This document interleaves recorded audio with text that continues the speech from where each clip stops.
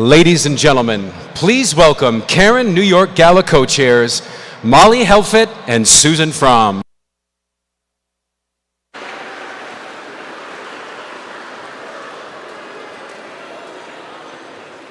Hi, thank you. I'm Molly, and welcome to Caron's 2021 celebration in the flesh, which we've been longing for the past 18 months. First, I'd just like to begin by giving a big thanks to Loston Harris and his trio, who played some beautiful music. And Loston has been a great friend of Caron's for many years, like many of you have. So we're just thrilled that he and his trio could come and perform in person.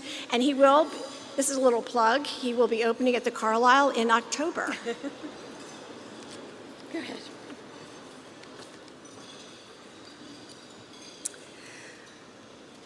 So we are still emerging from the effects of the pandemic that put a tremendous strain on all of us these past 18 months. And again, how incredibly wonderful it is to be able to be here together in person. However, thanks to the dedication and resilience of the Caron staff, the highest level of care continued for those struggling with addiction, and as importantly, for their families. We thank them for their valiant efforts, and we thank you for your generous support to help Caron continue their amazing work in the areas of education, prevention, research, and treatment. We'd also like to thank the New York Advisory Board and the Gala Committee for all of their incredible hard work and amazing commitment to making tonight's event happen. Thank you. So we're hoping you're ready for a really exciting evening, and it's going to be fun, entertaining, and especially if you're a Beatles fan. And if you aren't a Beatles fan, you will be by the time you leave. And maybe a little emotional when we hear from our honorees, the wonderful Clark family, and Miles Rubin. Everybody's got a big entourage. Okay. And we're also going to give a fond farewell to our leader and tireless general who worked so hard at Caron for 26 years, Doug Tiemann. And a general in a good way. Last year, with the help of generous owners like you, Caron was able to give away $10 million in scholarship funds to addicts and their families needing help. It's a lot of money, I know. And a lot of that money went to families from the New York area, and I think we actually have some of our recipients who are graduates of the Caron program in our audience tonight, so we're just thrilled to have you here. So every bit of money we raise at the Gala goes to fund those scholarships.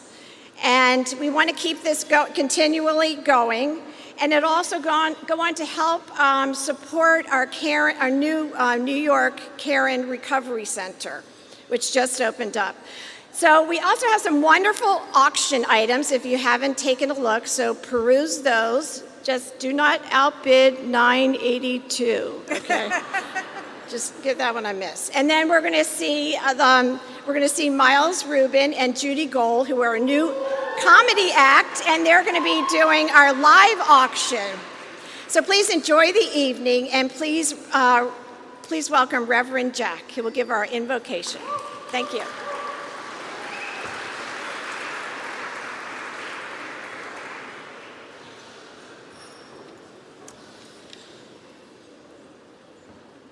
Good evening, everybody. My name is Jack, and I'm an alcoholic. All right, you make me feel better. I'm so privileged to be here tonight. I was taught that an invocation is a cry for the holy. And so if you will join me in a spirit of prayer as we cry out for such, let us pray. Come, Spirit of thanksgiving, of remembrance, of recovery, of generosity. Come, Spirit of a God beyond understanding. Tonight we gather as best we are able in this 2021st year of the Common Era, opening our hearts in prayer. We pray in gratitude for leaders like Doug Tiemann, Zach Clark, and Brad Sorty, for donors and those who give of time and heart, for patients and families who place their trust in the Caron organization, and for the opportunity just to be here. For all of this, we offer our thanks and praise. We pray in appreciation for lives lost in the sacrifice of September 11th, 2001, now just shy of 20 years ago. For lives lost to COVID, including our dear friend Neil and so many more. And lives lost, too, in the ongoing pandemic of substance use disorder. May the memory of these persons and all our faithful departed be a blessing forever. We pray in resolve, asking for resilience as we face today's challenges and those ahead. May recovery continue to flourish. May Caron continue to grow. May healing come beyond even what today we can imagine. We pray too with our whole hearts, striving to be open to the way each one of us may lend a hand, to awaken new callings, to remember those which have been long on our hearts, to be people of generosity and service, of love and hope, and healing and renewal. May the time we spend this evening bear immense fruit in spite of our imperfection. May our giving and the work it empowers save and change lives. May the vision we have of a future in which recovery can be assured for all inspire us tonight and in every tomorrow, that we might be people of great service. Come, Spirit of thanksgiving, of remembrance, of recovery. Come, Spirit of generosity. Come, God beyond understanding. Come. Amen.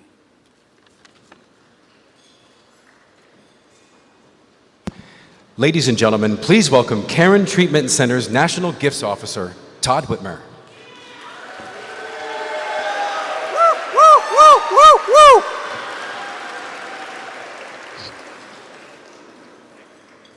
The spirit of Neil Asher is with us tonight.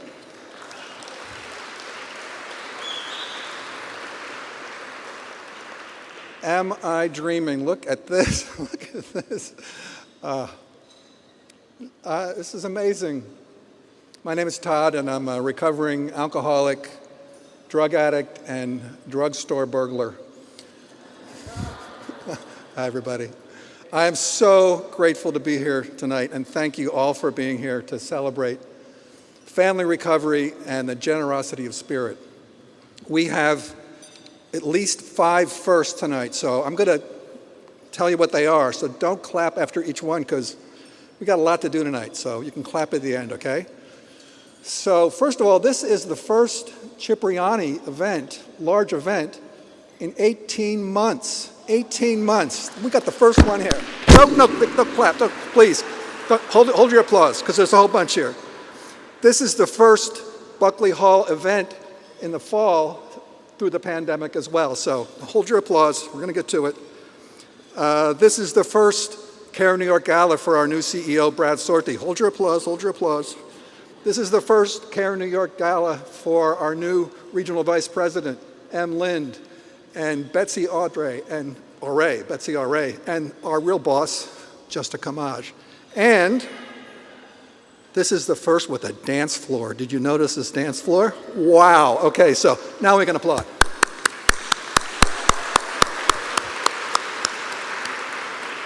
We got the fab foe here tonight, man. It is going to be, when Zach and I talked about this about, I don't know how many months ago, he said the Clark family really likes to party, so we were going to party like it's 2019. We're breaking records tonight. The Clark family has 12 tables here tonight, so Woo! That's a record. And we're gonna break some other records tonight too. So we are at $1,100,000 raised so far. So that's a good thing to clap for. But we gotta get more than that. And we got a lot of different ways for you to give tonight. So hang in there. Oh, this is also the first virtual and live and Instagram gala that we've done. So anyway, all right. Whew. You know, we stand on the shoulders of so many, but I want to just go over 4 very quickly. And the first, of course, is our buddy Neil Asher. Neil Asher was the co-chair of these galas since 2013. And in those years, this gala raised almost $10 million for helping people get help. So Neil, we love you, we miss you, I know you're here, and thank you, thank you, thank you. And Jill Jordan, Neil's life partner, thank you so much for founding the Neil Asher Fund. And we've raised hundreds of thousands of dollars over the last year, and tonight we are launching a new part of the fund, an endowment fund, so that we can hire a certified music therapist. An endowment means perpetuity, in perpetuity, I love that word, perpetuity. A music therapist to really grow the program that Jack and the amazing Father Bill have started at Caron. So thank you, Jill, thank you, Michael, thank you, Monty from the Founders Board, thank you so much. We love you, Neil.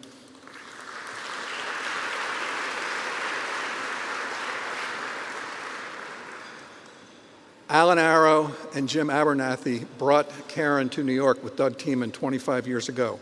So thank you, Kevin. Kevin's with us virtually. Thank you, Fran Arrow, and thank you, Fran Tiemann, for all that you've done to loan these guys to us. And you'll see more about them later. That's a little bit of help from our friends. And then Tom Moran. Wow. Tom Moran was our honoree in 2012. He was the CEO of Mutual of America. Thank you, Mutual of America, right over here. And that was Miles Rubin's. He chaired that gala. So thank you, Miles, and we're honoring Miles tonight.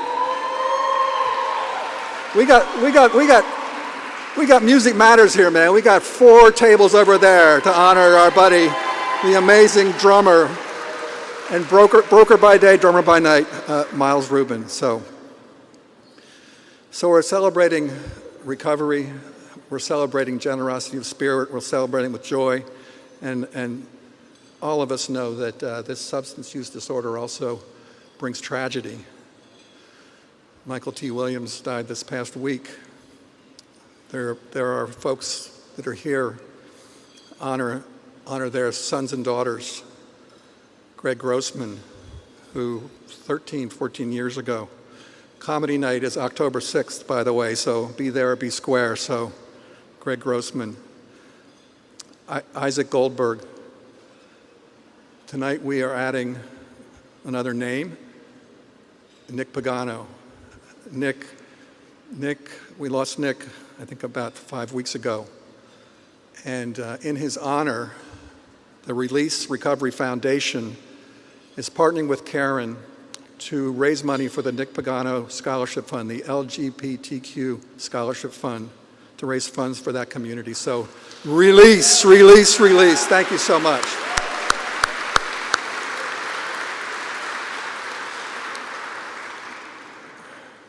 Rich's father and mother are here at Caron, and Rich is going to be behind these drums. So he's going to tell us a bit about Nick a little bit later. So let's have a moment of silence for those that we've lost.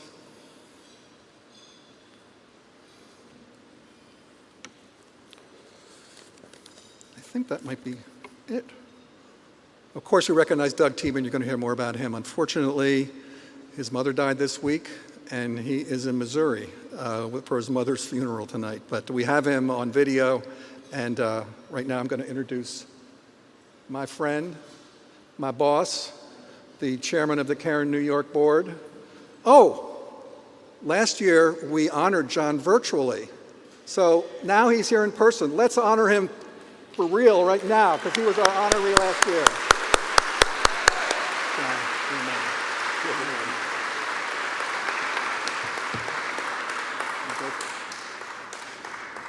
Good evening, everyone. If we had it in person last year, I was going to have 13 tables.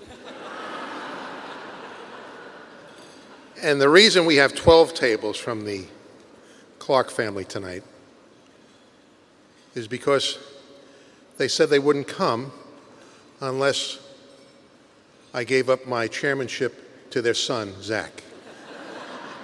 So starting January 1st, Zach will be the new chairman of Caron, New York.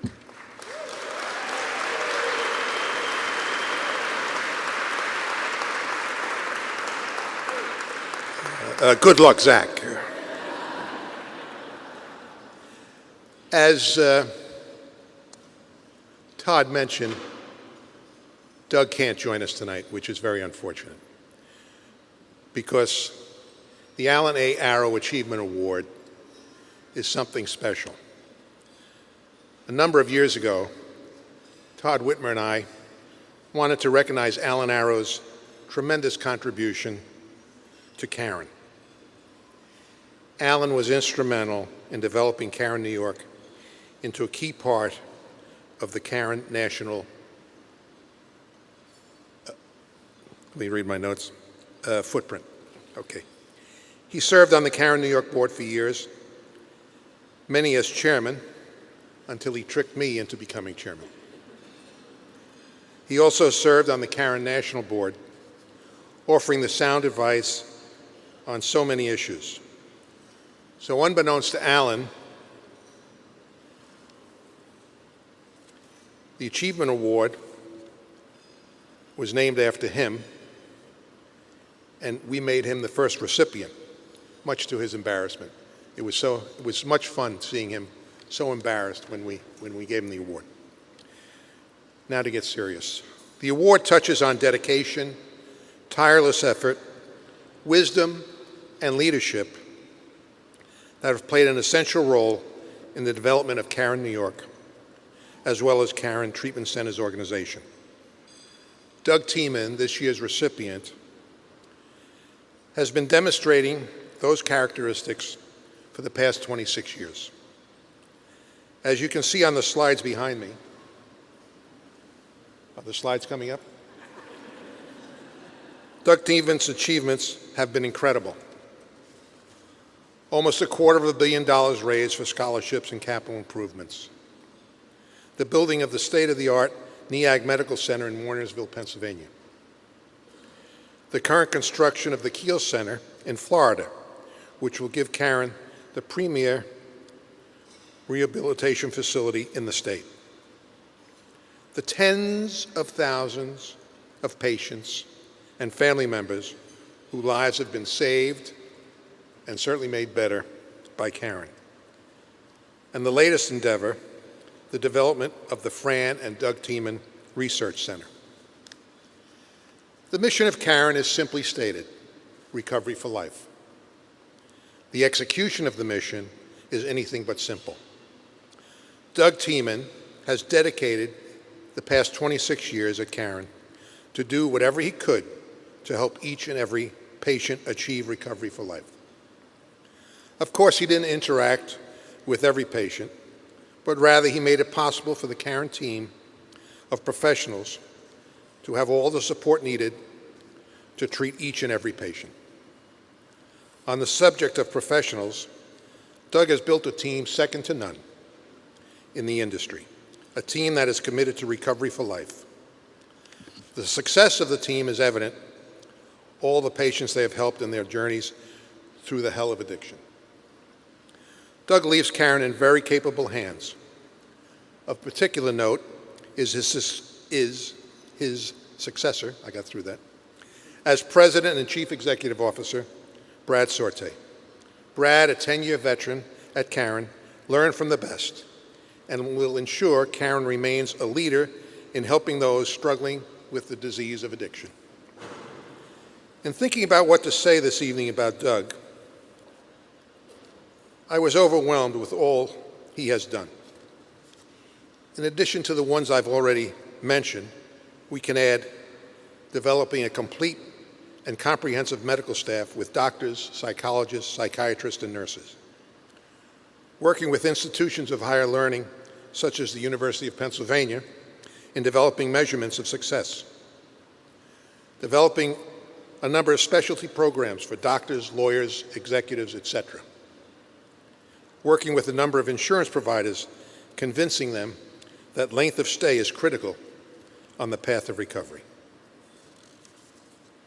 providing the best care in the face of stiff competition from new, highly financed entrants into the rehabilitation space, guiding Caron through the very challenging COVID pandemic. The list goes on and on. Accomplishments, but Doug is not just a list of accomplishments. He's a man of integrity, selflessness, energy. He can wear anybody out. Empathy, open-mindedness, flexibility, a listener, consensus builder, and a man who respects others. I know I have left out many other characteristics. Oh, one more. He doesn't cheat at golf. So, therefore, on behalf of the Caron New York Board and the New York staff, it is my great honor to present Doug Tiemann with the Alan A. Arrow Achievement Award. Congratulations, Doug.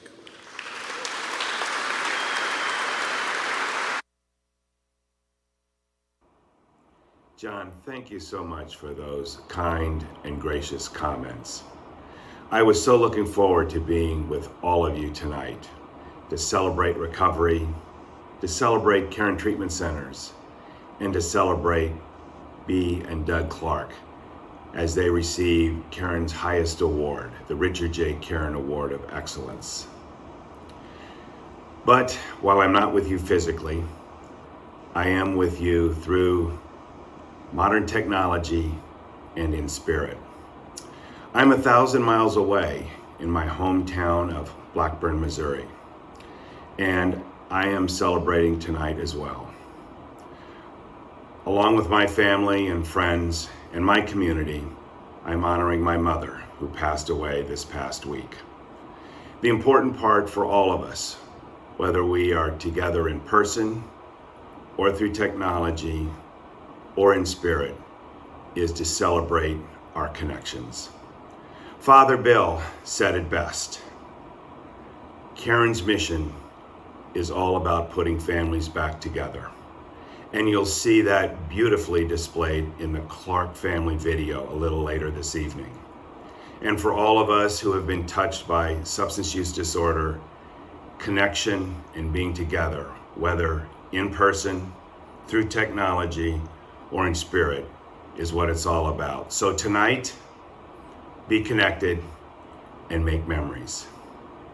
A special thanks to John Fitzsimons and the New York Board for presenting me with this wonderful award named after one of my heroes, Alan Arrow. I had the good fortune of first meeting Alan shortly after I became president and CEO of Caron in 1995. It was at a New York City alumni meeting. And from that very first meeting, it was clear to me that Alan was a leader. He was bright, insightful, balanced, solutions-oriented, and so passionate. That collective combination of characteristics would be put to good use at Caron. He would serve on the New York Board and ultimately be its chairman. He would be elected to the Caron Corporate Board and serve on its executive committee. Alan would oftentimes describe the New York office role as being like an airplane runway. When people need help, like a runway, they need a quick takeoff. And he said, and after treatment at Caron, they needed a soft landing to return to the New York community. Alan and I shared a similar vision, a world where people suffering from substance use disorder do not have to suffer and die anymore. At Caron, we refer to that world and that day as being our land on the moon mission. And I know that in the near future, we will be able to have a world where people do not have to die from this awful illness. That land on the moon vision will someday be declared by our new president, Brad Sortie. It is a real privilege for me to be able to introduce Caron's next president and CEO. I've had the privilege of seeing Brad grow into an incredible leader in our field. A decade ago, he started as a family therapist at Caron Renaissance and Ocean Drive. Within 5 years, he would succeed the legendary Sid Goodman as executive director and vice president of the Florida Continuum. In 2019, Brad would become executive vice president and chief growth and strategy officer of Caron.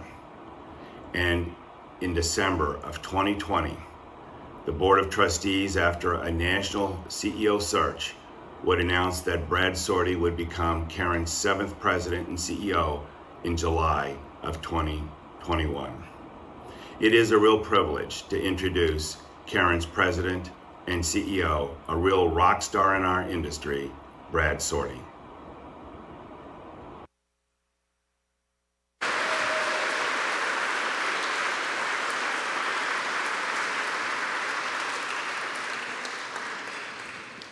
Good evening.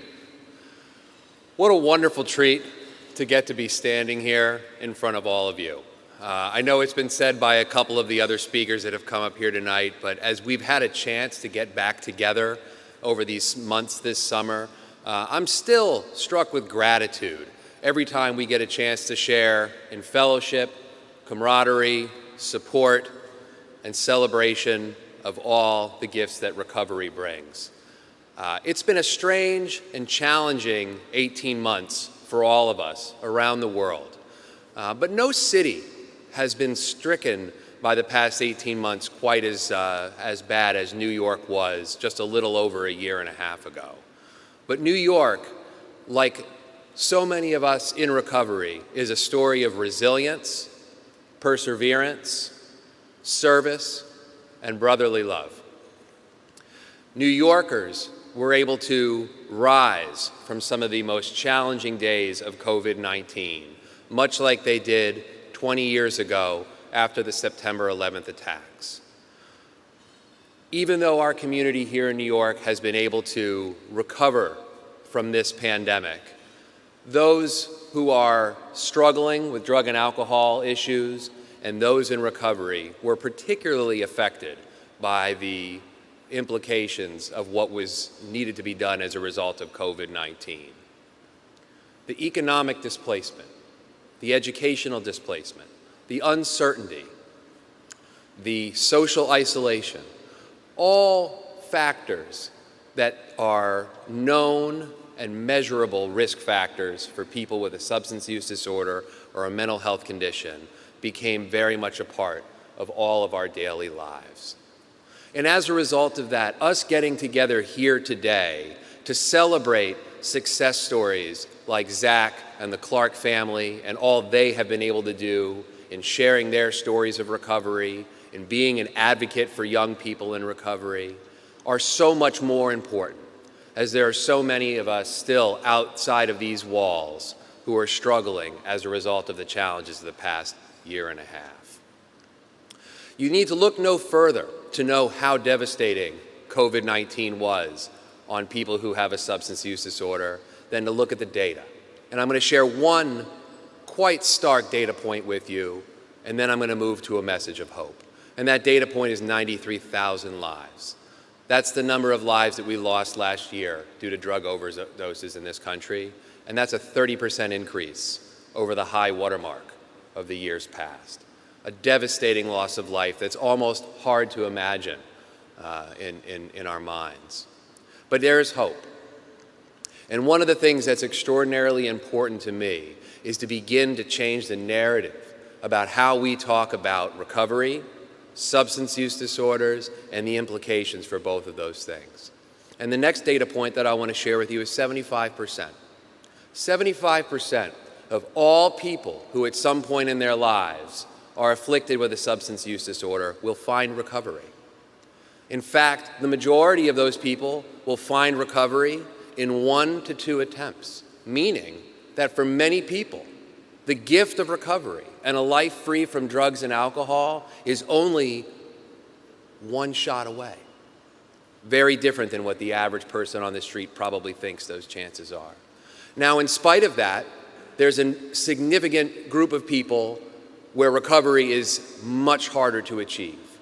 And that group has 10, 20, or 30 attempts before they get it, if they're lucky enough to do so. So what's the takeaway from this message? Because it's a really critical one. The first is we need to spread the messages of hope. That for many people, the gift of recovery and a life unbound by the chains of addiction is very much within reach. But for those where recovery is going to be a challenging goal for them to achieve, we need to continue to advance the science and understand why is it so hard for them to get well. How do we treat all of the issues that are afflicting them to ensure that they have that same chance of recovery? And when we really are able to do that, we will be able to bring into the world that other 25% of folks that have found that recovery is elusive. Because of the generosity, commitment, stewardship, and leadership of all of you and our other stakeholders around the country, we've been able to continue to move the Caron mission forward in spite of the challenges of the past year and a half. Over the past 2 years, after rolling out our access strategy, we've been helping more than 600 more people per year on our residential campus in Pennsylvania through our specialty insurance contracts, through the Blue Cross Blue Shield National Plan, and through Aetna. A tremendous increase in the number of people achieving that life-saving care with outcomes that show that 80% of them are sober at the end of a year. We've been able to move forward with our plan to bring our world-class medical capabilities to our Florida continuum. And despite the challenges with supply chains and labor shortages, we've been able to continue with our plan to open the Kiel Center in November of '22, on time, on budget, and just in time for this growing crisis in our midst. And most importantly, we are now moving into this new phase with the launching of the Fran and Doug Tiemann Research Center to be able to really start to advance the practice, the knowledge base, and the skill set of what we are doing to truly achieve that moon landing of a world where nobody needs to die from addiction anymore. I'm extraordinarily grateful to be standing up here in front of you as somebody whose life was changed dramatically by the Caron organization 15 years ago. This is a story of what the power of our organization is and the power of what all of you and your service is able to bring. There are so many stories in this room tonight, and I encourage anyone who is attending for the first time to take a moment and listen to a parent, a young adult, somebody who went to Caron back when it was chit-chat, and hear the story about how their life was changed by what we've been able to do. I'm grateful for John Fitzsimons and his leadership of the Caron, New York region over the past decade, and I'm excited for Zach and the leadership that he's going to bring. And most importantly, I'm extraordinarily grateful for Doug's mentorship and his leadership. And while we all feel the collective absence of him not being here with us this evening, he's here with us in spirit, and I'm grateful that he will be with us year after year to celebrate this critical event. So with that, I want to thank everybody, and it's my honor and pleasure to introduce our next award presenter. One of Caron, New York's great annual events over the past decade is Music Matters. Our next presenter is the lead guitarist in the band, as well as a client of the drummer who is going to be our next honoree. Please welcome Jeff Hahn to present the Thomas J. Moran Caron Music Award. Thank you.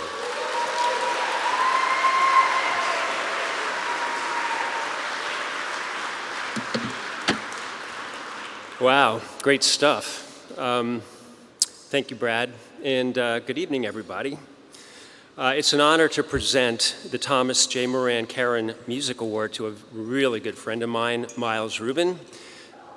These words are on behalf of myself and Gary Levine, who was unable to make it tonight. Gary is a mutual friend and mutual musician.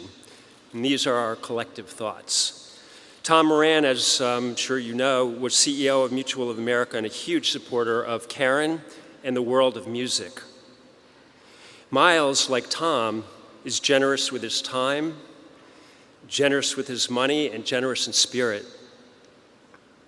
Both have recognized the healing power of music, and both have used music in a profound way to help others.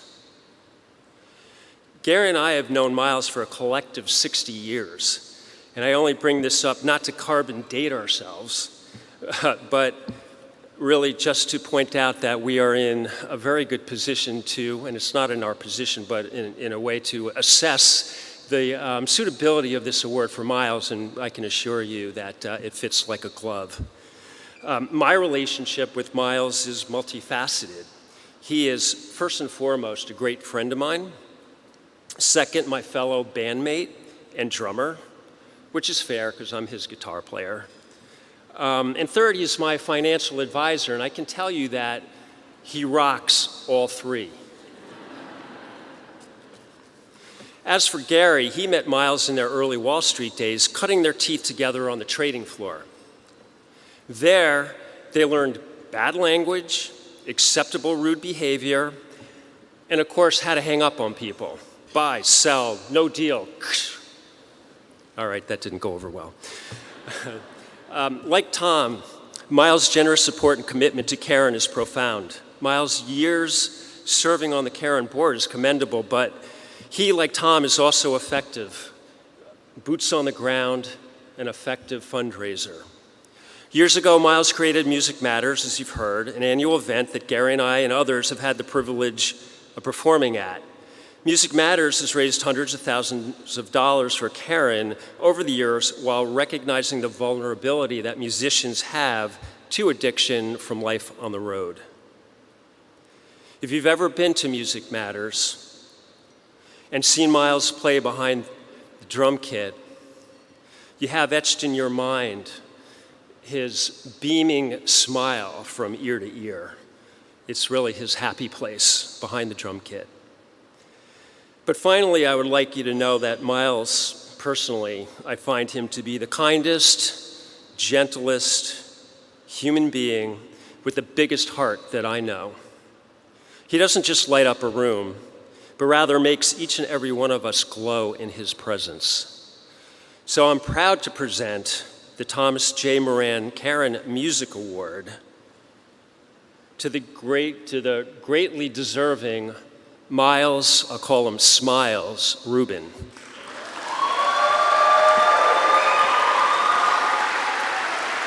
Where is he? There he is.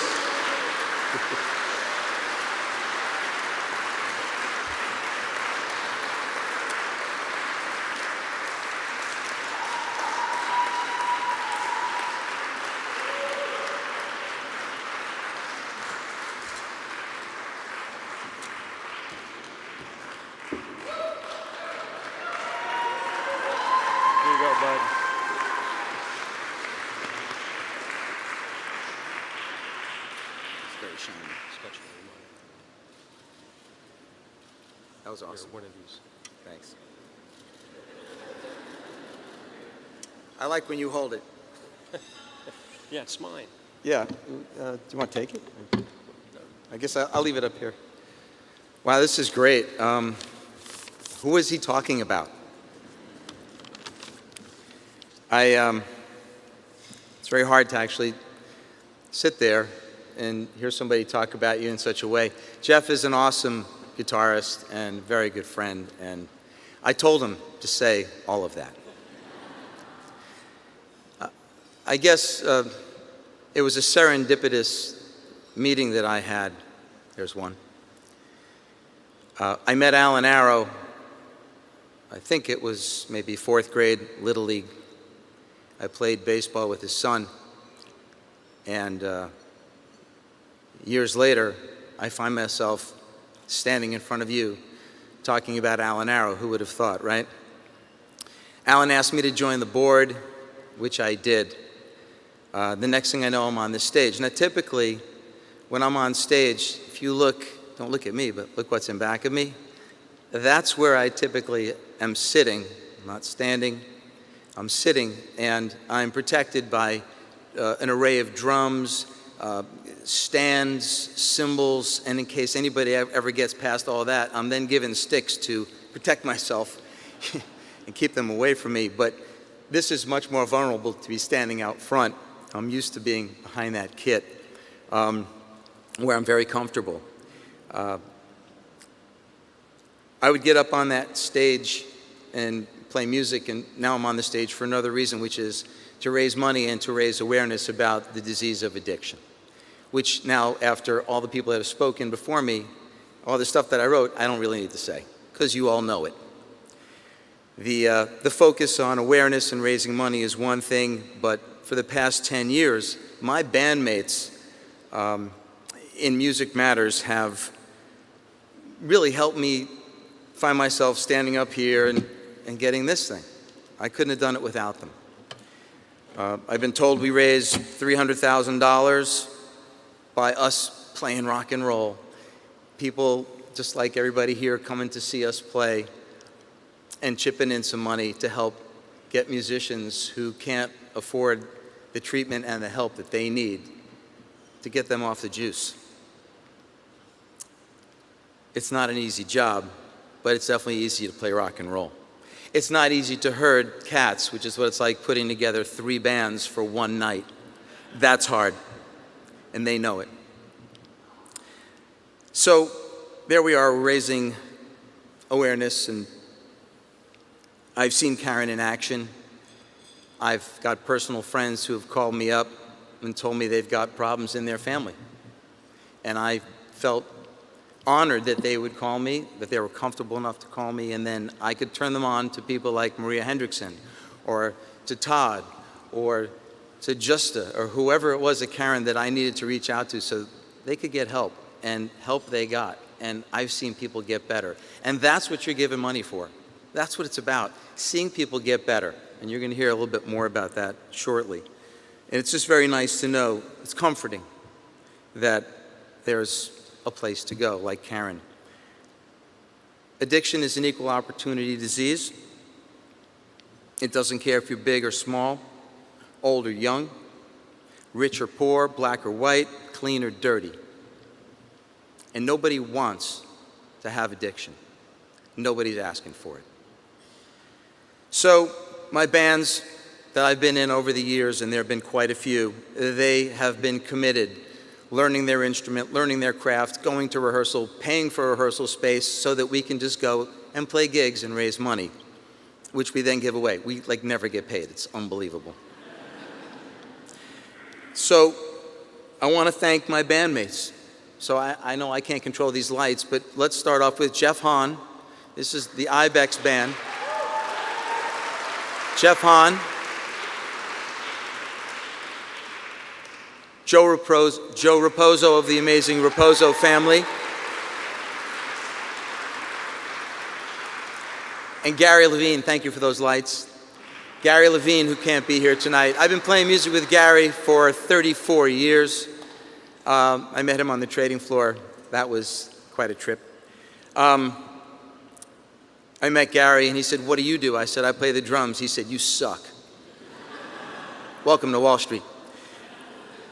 The Velcros, I got my Velcros are here. I've got Robert and Randy, Robert Birkenholtz, Randy Nielsen, the dynamic duo. I've got Vince Totoro, thunderous bass player. Did I leave anybody out? I got Tim Kane, awesome trumpet player.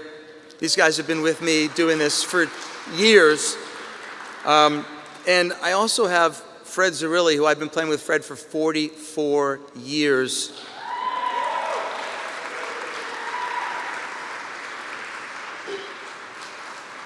Signature move. I also want to thank my friends and family for coming. I want to thank Mark Bendel, who came up from Florida just to be here. I want to thank my partner, Dave Rosegarden. He's sort of like the Felix Unger and I'm the Oscar Madison of the team, but Dave's been an amazing business partner, and he's put up with me dealing with Caron for hours on end. He's like, dude, get to work. It's like, I am working. I'm working for Caron.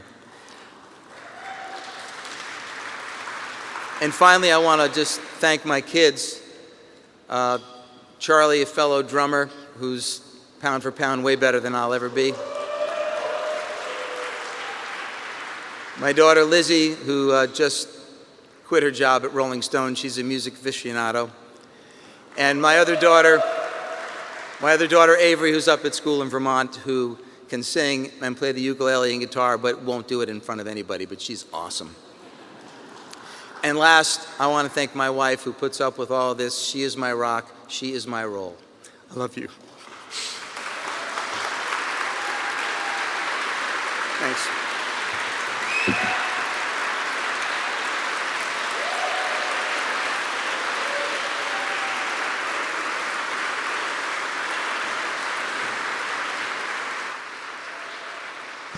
Please welcome B. Clark to the stage.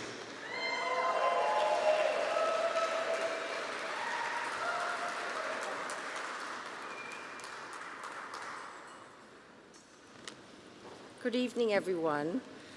Lots of powerful messages here tonight, so I'm going to keep mine very short. I'll reiterate that it's wonderful to be here in person with everybody. It's been a while. My name is Beatrice Clark, or B, as many of you know me. Our family is honored to be receiving the Richard J. Caron Award of Excellence tonight, and we are humbled to be in the company of previous distinguished recipients. My son Zach is going to come out shortly and speak to you about his journey through his addiction and recovery. I am here tonight to tell you that Caron Treatment Center saved my son's life. 10 years ago, on August 30th, Doug and I drove Zach to Caron in Wernersville, Pennsylvania. My marriage and our family as a unit were falling apart daily. Zach had hit rock bottom, and we were desperate. I knew about Caron, had heard about their reputation. I made a phone call. There was a bed, there was availability, so we were ready to give rehab another chance. Zach stayed at Caron for 4.5 months, which seems like a really long time. But when he left, he was a changed man. His mind, his body, and his spirit and soul were transformed. 10 years ago, when we drove Zach to Caron, I could never have imagined that Zach would be the amazing man he is today, or that we would be here this evening celebrating all that he and our family are doing for the addiction community. We are truly blessed, and I thank you, Caron. And now Zach's going to come out and tell you his story.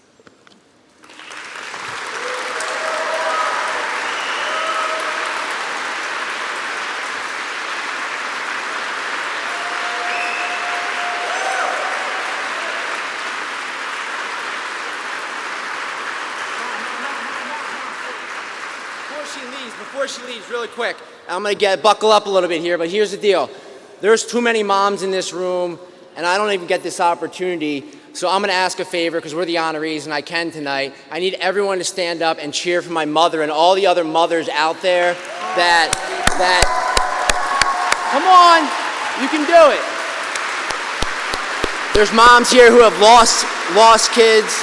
There's moms here who, have children in sobriety, and you're all fighting this fight together, and I just want my mother to get the proper round of applause that she really deserves. I love you.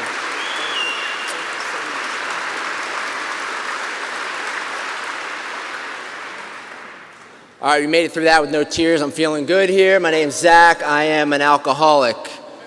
What's up, guys? They're giving me about 7 minutes, but I'm going to ask you to buckle up a little bit more, maybe just see where this thing goes here, because I was thinking about what I wanted to say tonight. And I say I'm an alcoholic, but you know what? I should not say that without mentioning that, damn it, I'm in recovery too, and I'm proud of that. You know, that I'm proud of that. Because it's truly given me a life beyond my wildest existence. And for me, when I showed up in rehab, I was convinced, right, that my life was over. And I was going to sit in church basements for the next 30 years with a bunch of grumpy old men, and I was going to have zero fun. And when I look around this room tonight, you got to be kidding me. You know, 400 or 500 people in this room together right now, celebrating. We're going to dance later. We got a dance floor. We're going to party it up. I mean, the life that I've been given, there was no drink or drug that was ever going to make me feel the way that I feel tonight. And that's a fact, right? That's a fact. So,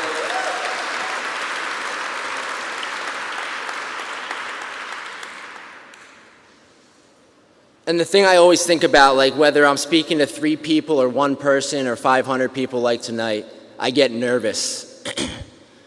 And I get nervous because I care.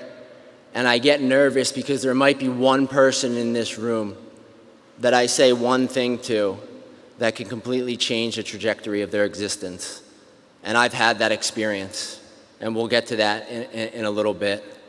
But we're here tonight honoring my family, and we're going to get to that later. And I have permission to share openly from my family my story tonight because it's a powerful one, and it's one that I hope you can take a little bit of hope from. And if you want to fact check it, there's 5 of my closest buddies at that table over there that may or may not have indulged in some of that behavior with me, but they're all grown up now. Love you guys, my Haddonfield bros. Yeah, so I grew up in a town in South Jersey by the name of Haddonfield. You know, it was a small, kind of what you would refer to as waspy town, right?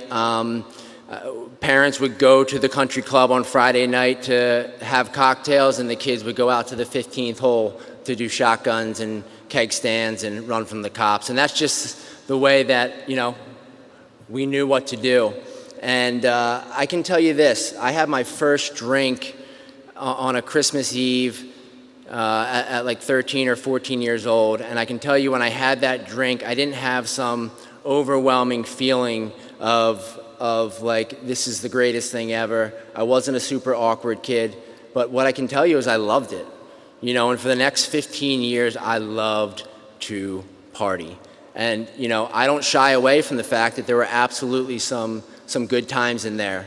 But for me, the thing that I absolutely remember is that, and even in high school, right, there was this thing where kind of the older guys would go out and get you your beer on the weekend. And as soon as I had secured my 12-pack of Natural Light and my flask of Captain Morgan, I felt this sense of relief come. I hadn't even drank yet, but just when I knew I had the alcohol.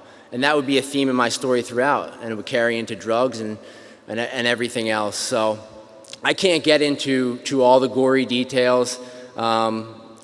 Maybe you'll hear me speak another time. But I want to kind of fast forward, and I want to say that,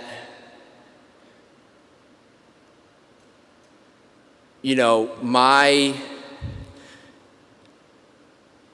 family, right? Like my family didn't know what to do other than to love me. And I think that's the single most important reason why I'm here today. Because prior to me getting sober, there was no books that they were reading, there was no family education, there was no therapy. They just dug in and they loved me. And I had a loving home from a very early age, and that was started by my parents, who we'll hear from later, and carried out into my 5 brothers and sisters. But what happened for me is I went to college. I ended up, you know, marrying a girl that I went to college with. I graduate college. I think I'm going to go play baseball, and that's going to be my thing, or coach baseball. That doesn't go as planned. And what happens is I am diagnosed with a brain tumor, right? And I have this brain tumor, and I check into University of Pennsylvania Hospital, and I'm sitting there for like 14, 15, 16 days. I get this thing cut out of my head. And all I remember from that experience is I couldn't wait to get out of there so that I could go drink again. And I couldn't wait to get out of there until I could go get some more of that stuff that nurse was putting in my arm, the painkillers. And that's exactly what I did. And once I got out of that hospital bed and back into the real world, now I kind of had this front, right? Like I had this front where I was kind of hiding behind, because I had this surgery and people really couldn't tell me what to do. I had this thing that I could hide behind. And I kept ripping and running and ripping and running. And ultimately, I ended up in rehab for the first time. Like I said, I got married. I remember the night specifically. One of my friends from home had seen my ex-wife and my mother at a bar, and they went up to her and told her kind of what was going on with me. And I was sitting on my couch at the house, and my mom came through the doors, and she goes, "Zach, what are you doing? We know everything. We know what you're doing." And I said, "Oh, you do?" I said, "Okay, cool." And I jumped in my car, and I had seen a billboard on the side of the road for this place, Seabrook House, which is where I went to rehab the first time. And I drove myself that night to rehab and knocked on the door of the detox and tried to check myself in. It was probably their first drive-up customer and probably their last. And they didn't take me, but the next morning I woke up and they were able to admit me. And I went for 28 days, and I did, it didn't stick. I wasn't ready. I wasn't ready. So the big takeaway there is, like, it's okay to go to rehab and get high afterwards. I did it. And what happened over the next 8 months was truly spectacular, and spectacular in the worst way. I got out of that treatment center, and I learned about new drugs. I learned about things that I didn't know existed. I grew further and further apart from my family. I drove into Camden, New Jersey, and started buying drugs on the street. And I'm going to use some words in the next 10 seconds here that might be scaring, but I started shooting heroin. I started smoking crack. And these are words for me that we as a society need to start to normalize, because they're killing people. And if we keep shying away from them and treating them like they're these dirty words that they're just not, then we're going to keep people sick. And what happened to me is I went down to my dad's office in late August. I should say this. My family was at the Jersey Shore. And by this point, my mom and dad were spending a lot of time apart. My brother, had discovered that I may or may not have, been using drugs in the presence of his kids. My sister was distraught, and no one knew what to do. And there was a hurricane ripping up the coast, so I got in my car from our shore house in Avalon, New Jersey, and I drove up to Camden, New Jersey, because I knew if I didn't do that, then I might not be able to get high again. And then I would get sick, and the cycle would start all over again. And so what happened was I got in that car, and I drove up there, and I went on a run for the next 3 or 4 days that was pretty gnarly. And it took me to the streets, sleeping out there in Camden, New Jersey, doing things that I thought I would never do. And in a crazy sequence, in a crazy turn of events, my dad drove up from Avalon and went into his office, and I had subsequently stolen a check from him. And I went to the bank in Camden, New Jersey to try and cash that check. My dad was at the office. I went up to the bank teller, Rhonda Jackson, who was my angel, and I tried to cash this check. And she looked at me, and she knew something was wrong.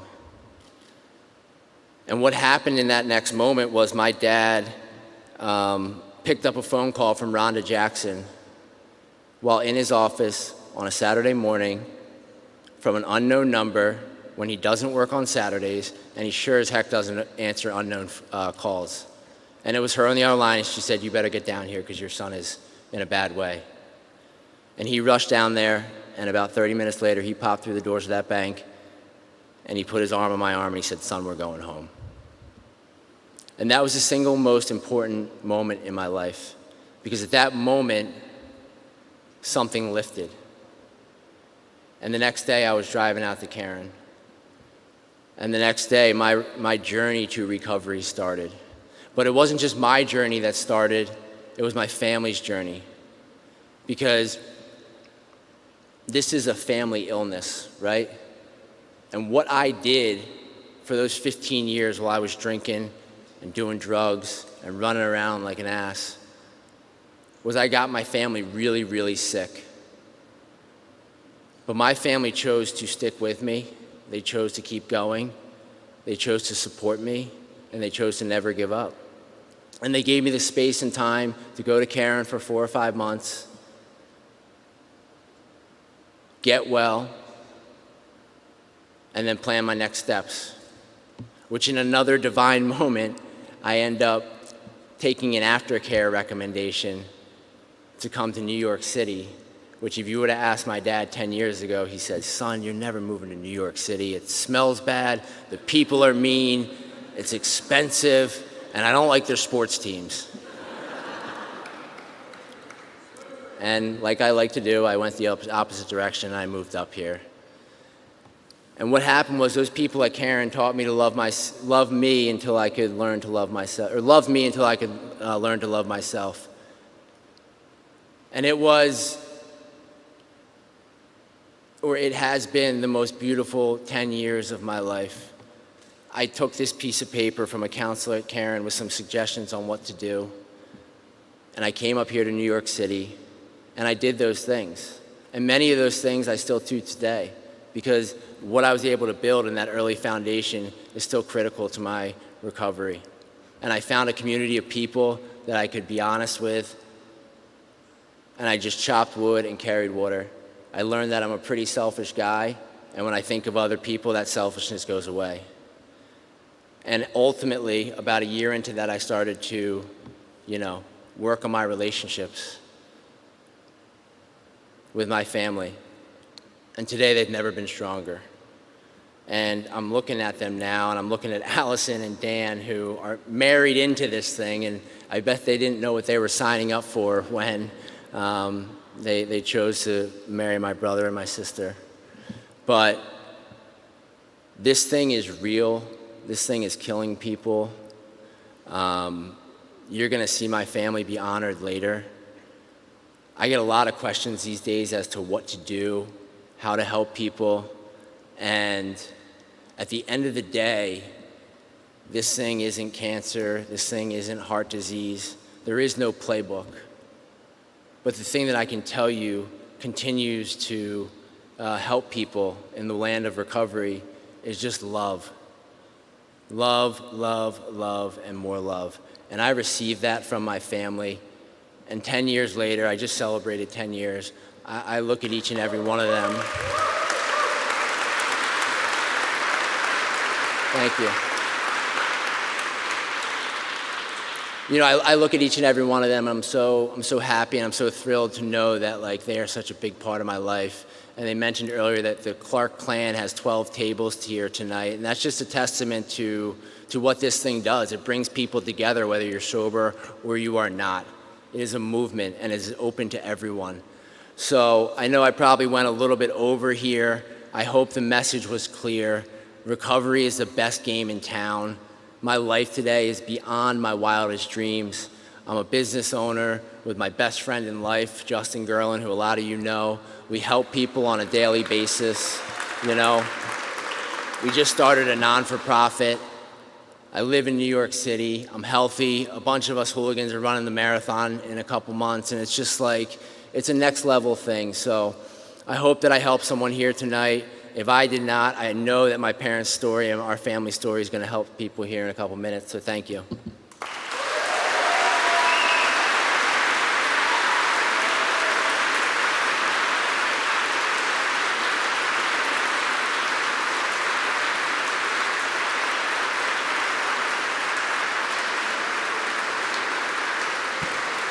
Ladies and gentlemen, please welcome comedian, actress, and author Judy Gold, and Gala Steering Committee member and one of tonight's honorees, Miles Rubin.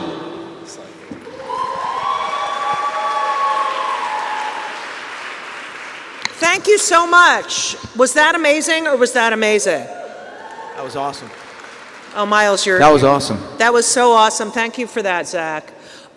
This reminds me of all the Jewish events I do where they talk about 6 million Jews dying in the Holocaust and then introduce the comedian. So we're a team. We're a team. Doing my best. Tonight, Miles and I are wearing scarves, also known as talit, for the Rosh Hashanah. Okay, I'm bombing. All right, anyway, I do wish all the Jews here a happy and healthy New Year.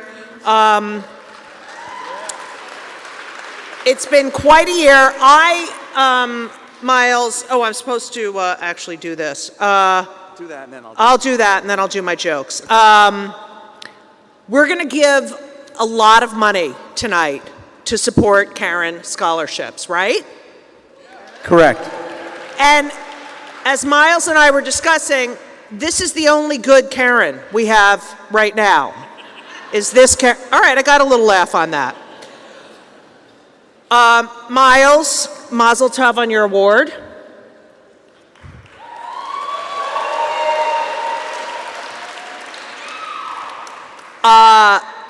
I am honored to share a stage with you. Likewise. Yeah, thank you. You won't be after I finish my jokes. I did do my DNA. I had my DNA done recently. Anyone else do their DNA? You did? What'd you find out? You're Ashkenazi. Did you really need to do the DNA to... I love that people are now finding out that they're part this and part that. There's so many people that are like, oh, Judy, I'm 5% Jewish. And I'm like, oh, and you're happy about it? You hate us, okay? And now everyone's happy. I did it. I am 99.8% Ashkenazi Jew. My partner, Elisa, is 99.9% Ashkenazi Jew. They took off 0.01% for rhinoplasty. So, okay, it's a tough crowd tonight. I'm so happy we're all in person. Remember we did this on Zoom last year? Yeah, we did this on Zoom last year. Yeah. I think I got a phone call. It was my scarf phone. No, yeah, Right. people were calling in with money. Yeah. Yeah, it's amazing. We're all in person. I mean, it's amazing that we're all here in person. It has been, I don't know if you know this, but they're doing a new Broadway musical about Zoom. It's coming out in 2022. It's called Frozen. So you got, all right, I got to laugh on that. That was good. Good. Thank you. But my favorite Zoom story of the year, I don't know, my favorite is the Jeffrey Toobin story. Yes, Jeffrey Toobin was caught, as you know, masturbating on Zoom during a New Yorker magazine staff meeting. And the thing I find most fascinating is the fact that Jeffrey Toobin could become aroused during a New Yorker magazine staff meeting. So, all right. Judy, it Yes. takes all kinds. It does. You It never really know does. what gets I somebody mean, going. Have you seen the writers at the New Yorker magazine? They're hot. They're very hot. Very. And when I read Annals of Russia, I can't, it's horrible, you know? Talk of the town, it makes me crazy, you know? Shouts and murmurs, woo! But, yeah, it's nice to be out. I'm playing tennis now. You do a lot, you swim. Yeah, I swim. I stay in my lane, though. I don't go near anybody. Right. Hopefully they can't keep up with me either. Yeah. That's always a good thing. Yeah, that gets an applause break. But my jokes that I've worked on for about, a couple years, nothing, just I stares. like them. I think they're good. Yeah, but a lot of people I bought at-home exercise equipment because of the pandemic. Anyone else? Yeah. I have a friend who bought the mirror. Have you heard of this? What is the last thing I want to look at when I am working out? Seriously. That is like, eating a huge bowl of macaroni and cheese while you're standing on a scale, you know? I did get a Peloton. Have you done the Peloton? I can't afford that. It's way. Oh, yeah, I know. You're very impoverished. I did. It's really bad for him and the kids. Did anyone get a Peloton? Do you use it? Huh? It's a hanger, yeah. I know what a clothes, I know you meant clothes hanger. I didn't think you meant an airport. I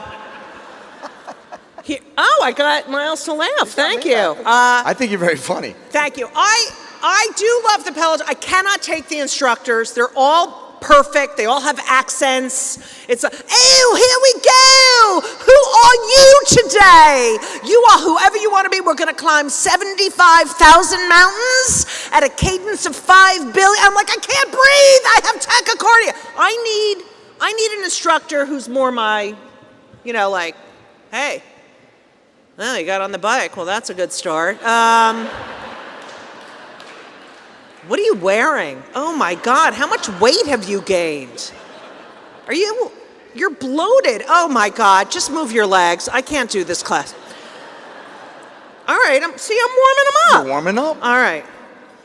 I am thrilled to be here. I had to do Zoom shows, all comedy shows. And as you know, at the beginning of Zoom, no one knew what they were doing. So when I was doing stand-up comedy, and no one was muted at the very beginning. And I had a lot of Jews who were, part of I know it's shocking, who would come. Well, they wouldn't have to leave, so I had even more Jews because they didn't have to leave their house. And I literally, all my shows at the beginning of the pandemic, I would do my jokes and then I would hear, Arthur, shut the window! There's a draft! Sylvia, I think the oven's on. I mean, this was the entire time. So I'm so thrilled to be here, and I love Caron. I love everything you do. I've read all about you. The people I have dealt with are all incredibly amazing. Thank you for making this world a better place. So, you like that? Beautiful segue. I'm falling in love. I am a member of the LGBTQRSTUVWXYZ umlaut, pi sign, cosine, treble clef, eighth note community. But I am falling in love with Miles right now. So. Oh, you're so cute. Okay.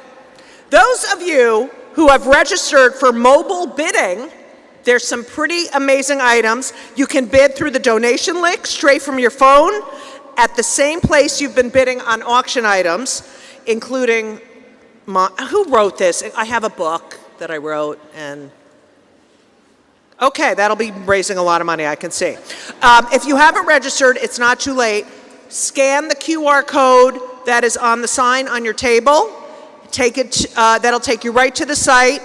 Pull out your escort card. That's another thing where the QR code has been printed for your convenience. So these are all ways to help Caron raise the money that they need. So if you prefer, you can do it the old-fashioned way. Just raise your paddle and say, I'd like to give somewhere in the neighborhood of 100 grand, 200 grand, whatever you want to get started with. And in memory of our great friend Neil Lasher, our paddles have a white scarf, which was his signature gala look.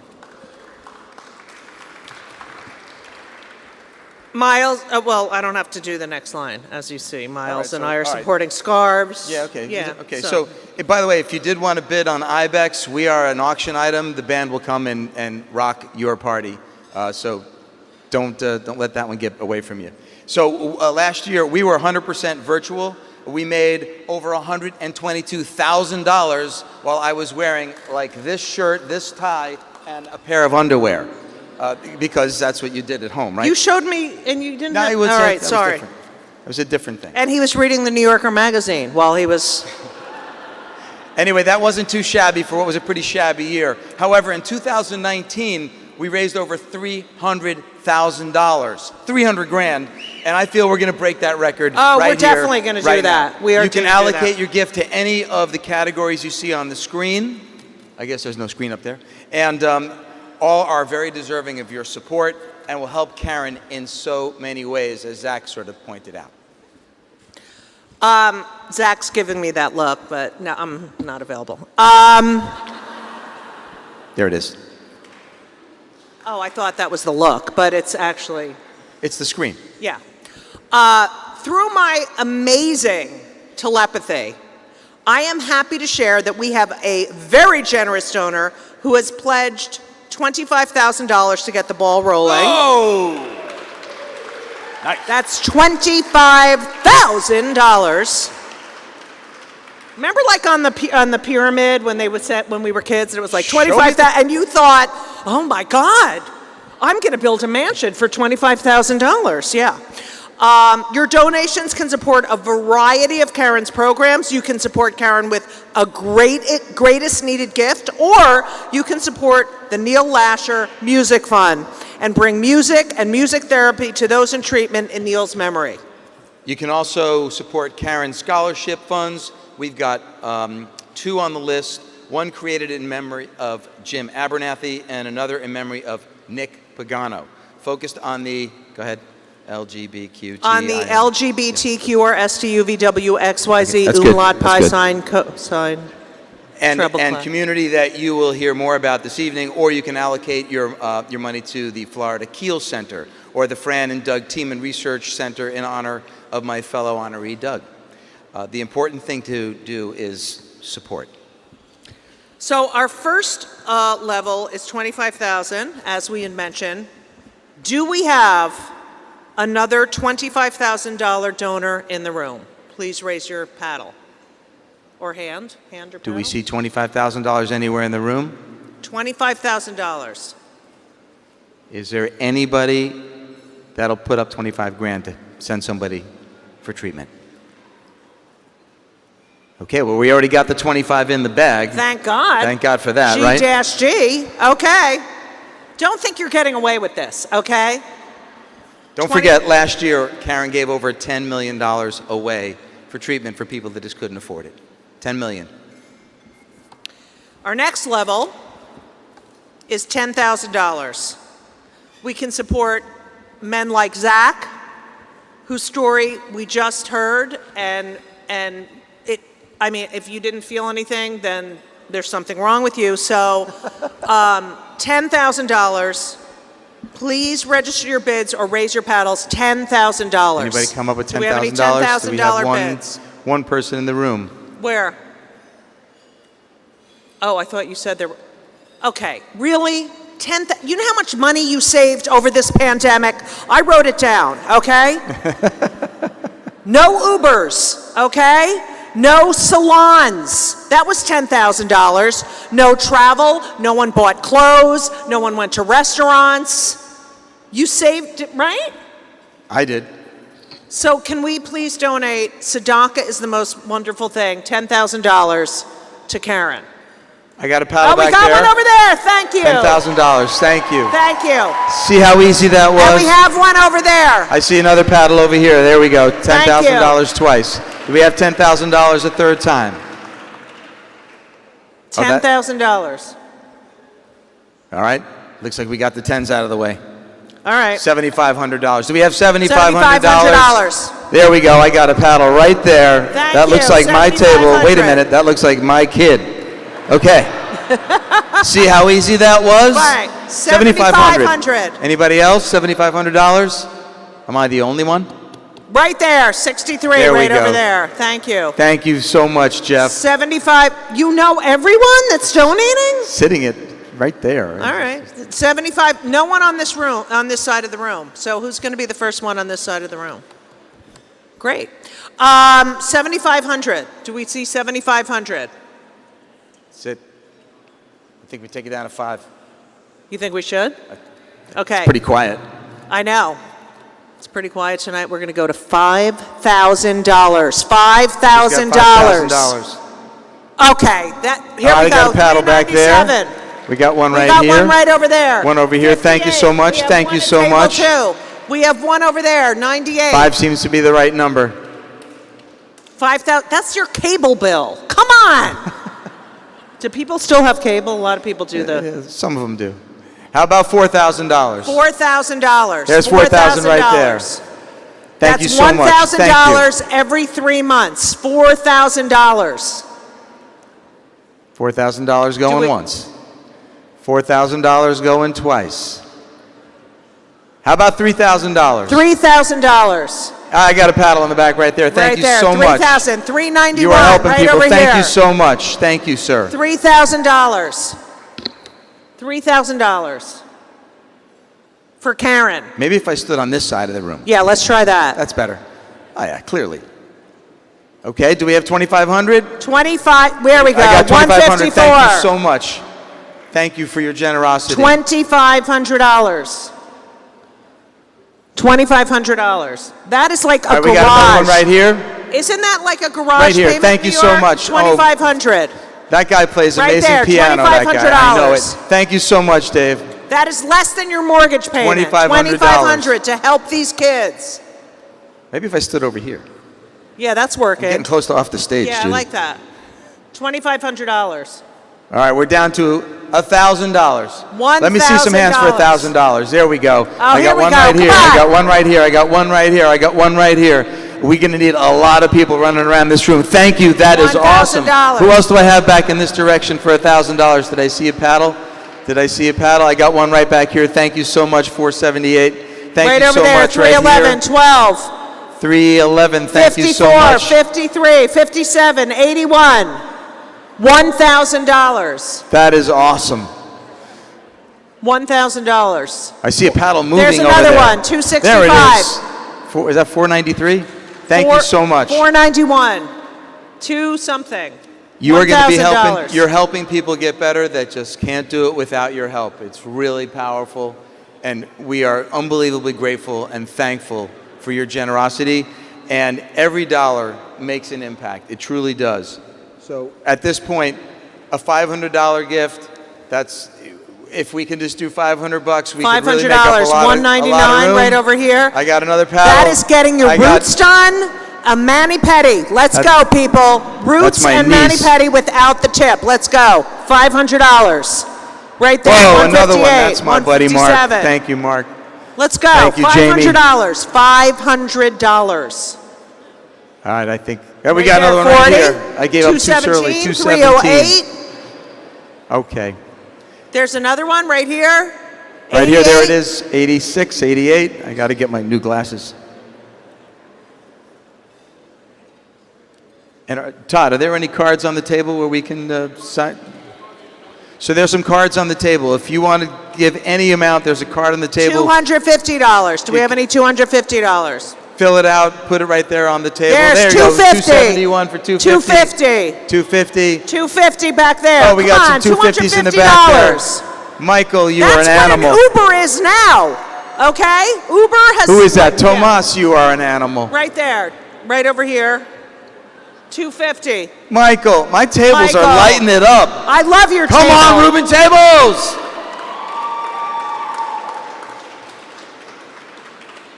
I think we're good. Hey, we got another one back there. We got another 250. one back there. This is your last chance to wave a paddle. We're walking off. Judy. Right there. 210. 210. Thank you. Thank you for your generosity. Right there. 189. All right, Judy. Yeah. This has been fun. This has been. I think we're done. I'm not going to say fun. Okay. Kind of fun. Being with you was amazing. Please, please, please, please donate. It really is so important, and thank you all so much. Thank you, everybody. Thank you, man. Thank you. It was great. That was great. That was great. Thank you, Judy. Thank you, Miles. But thank all of you for all your generosity. I know we're about $1.3 million now, so there's still time to hit that magic number of 1.5. But the magic words right now are bon appetit. Thank you all. And the amazing Cipriani crew. Let's hear it for them.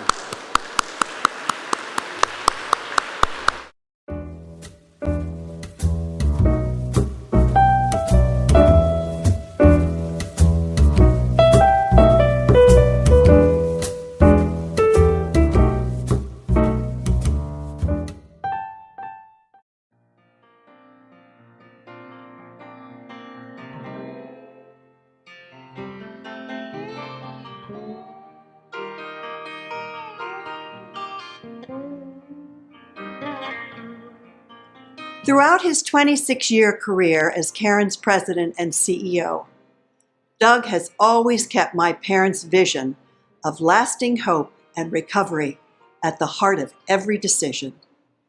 Doug was determined to do whatever it took to continue my parents' vision of serving as many people as possible who struggle with the disease of addiction.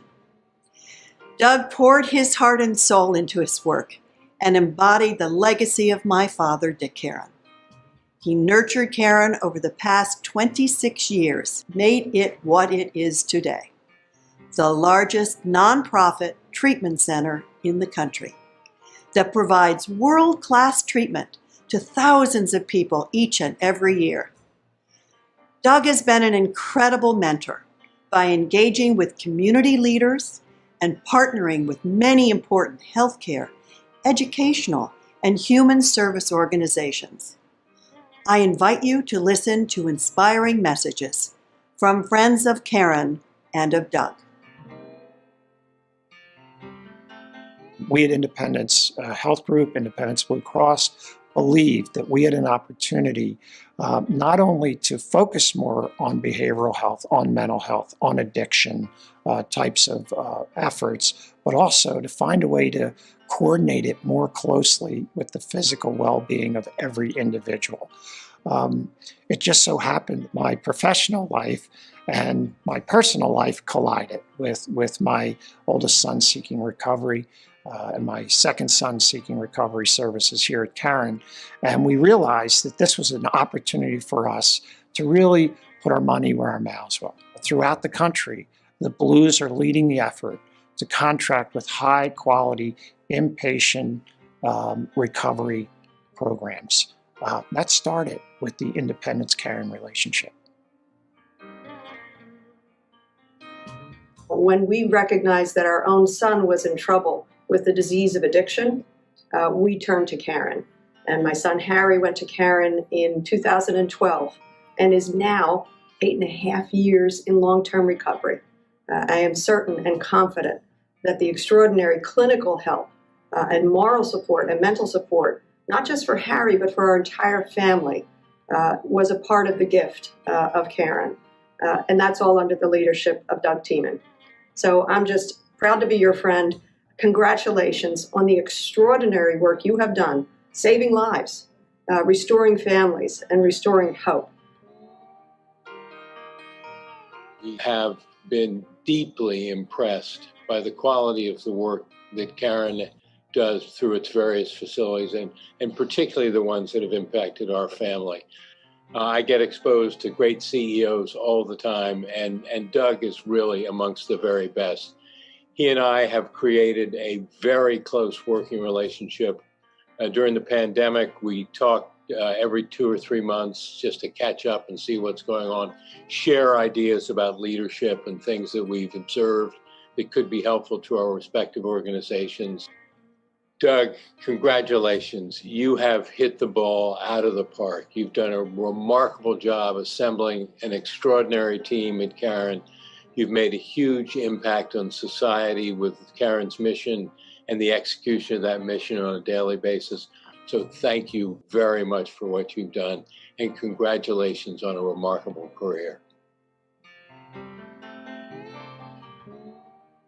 I wish I were there with you to celebrate and to congratulate Doug Tiemann for his 26-year career as Caron's president and CEO, and for the impact he has had on the advancement of addiction medicine, and also in helping reduce the stigma and facilitating access to processes for recovery. Doug, congratulations and best wishes for your retirement.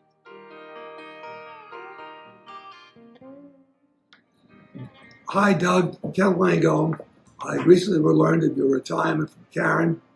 You've got an incredible record to rest on and ride on.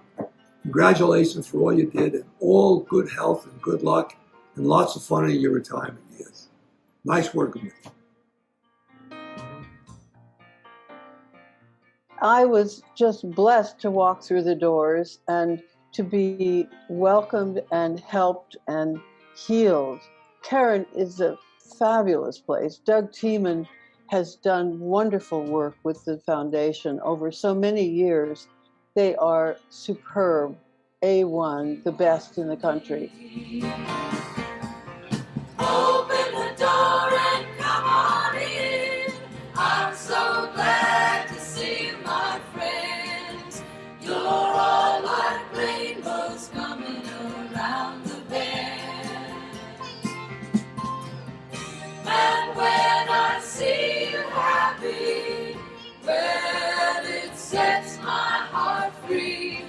I'd like to be as good a friend to you as you are to me.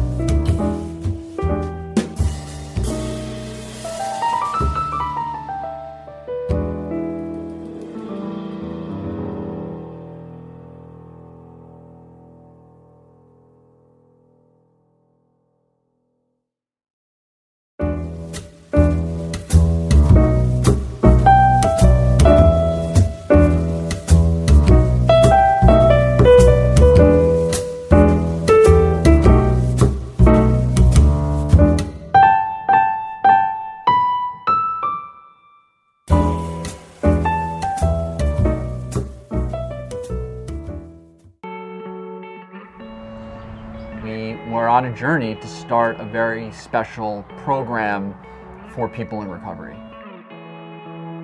Release Recovery is a full-service recovery organization that is really teaching the values of recovery, helping people to understand that it's not about being sober, it's about changing your life, it's about growing your life, it's about having a life.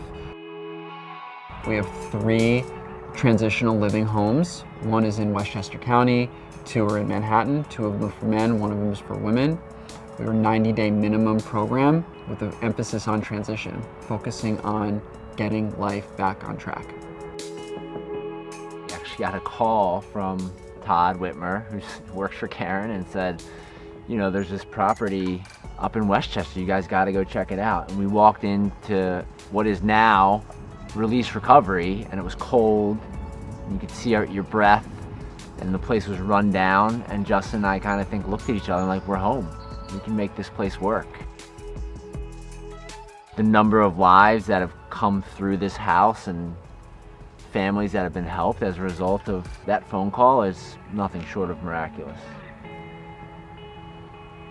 We met, like a lot of us do, through recovery. We've gone out to thousands upon thousands of dinners, movies, concerts, events. We've never split anything down the middle. Either he pays or I pay. If there was some way to do a forensic accounting of all of those events, I would say we're within pennies of each other. And it just set the tone for our partnership. I think it was a spiritual, we just knew, you know, we just knew. We both have this deep passion for helping others. Like that was at the core of our friendship from the second we met. The reason why we're successful with each other is that we're 100% zero. I focus on 100% of what I can give to a situation. He focuses on 100% of what he can give to a situation. And the results are really powerful. The common lie that is told to those who are trying to recover is that your life's over, you're not gonna have fun anymore. Because we actually think that we were having fun while we were getting high and drinking. Removing the drugs and the alcohol, that is just the tip of the iceberg. But it's really showing that this thing is a lifestyle. I've gotten to do things in recovery that I never would have gotten to do if I was still drinking and drugging. So allowing people to see that this is not a punishment, man. This is truly an existence beyond my wildest dreams. So we believe in the lifestyle, we believe in our clothes, we wear our logo with pride. You know, it's kind of that attitude of like, take pride in everything that you do. Life is not boring when you get sober. It's really, truly just beginning. Like most things in our relationship, we found this commonality around music. And very, very early on, when I had moved to New York City, Justin and I became kind of fast friends.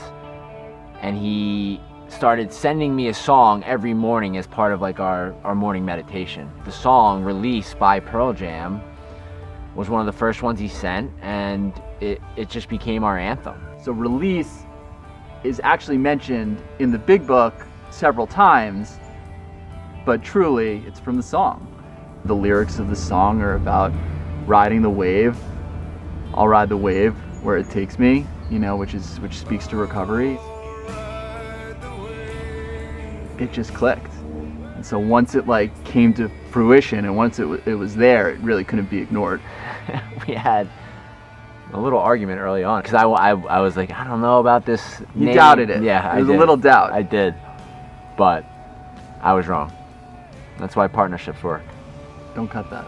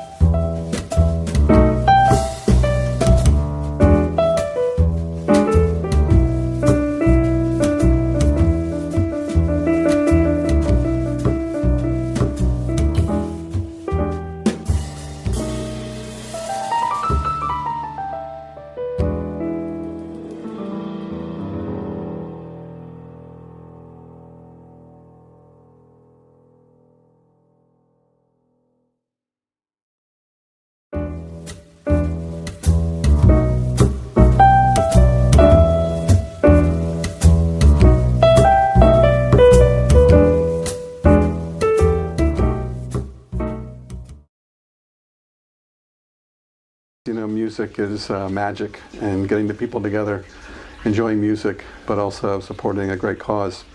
Wow, what could be better?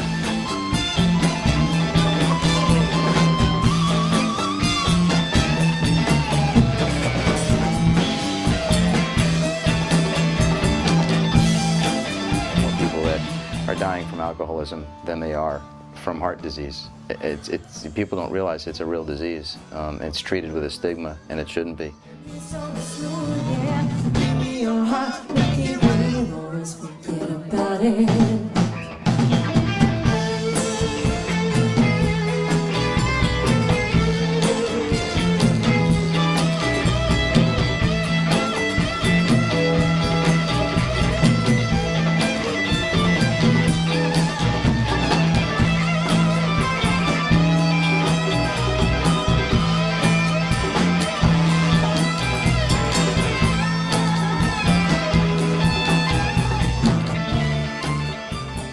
So many people out there hurting and lost and have nowhere to go. The Caron Foundation, is the most reputable charity that I've worked for, and I would do it for nothing forever. I think it's a great thing.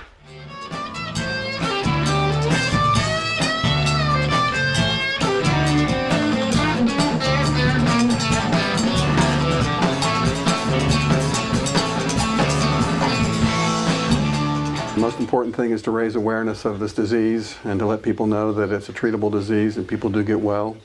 We've learned so much about what Caron does, and we have kids, and I think for me that was the most compelling thing, is just learning about how important it is to become aware for the kids early on.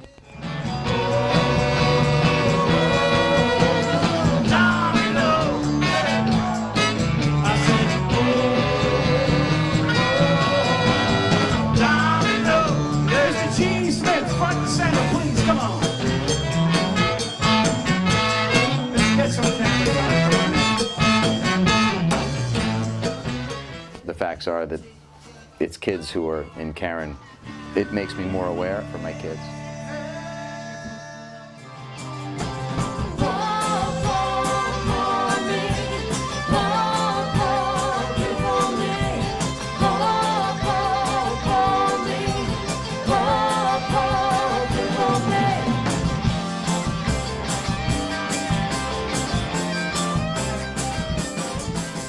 Tonight we had different people that were coming up and joining us, and they're all in this one big community that we call music. I've been involved with Caron for the last 20 years, working in the inpatient programs as a director, and then working in Philadelphia, and now I'm here in New York. I give my heart and my soul every night when I play. Miles Rubin, I mean, this is really his idea, his spirit was behind all of this, and you know, it's great to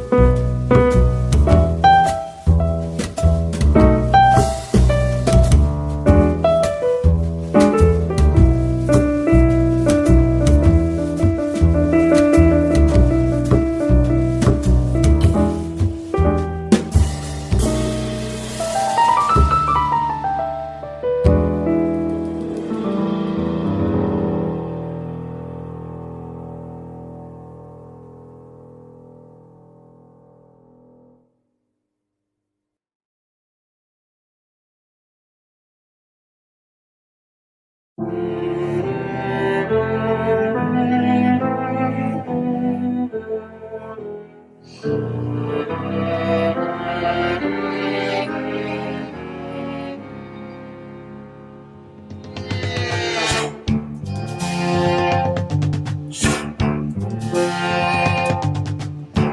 come old flat top, he come grooving up slowly. He got Juju eyeballs, he won holy roller. He got hair down to his knees.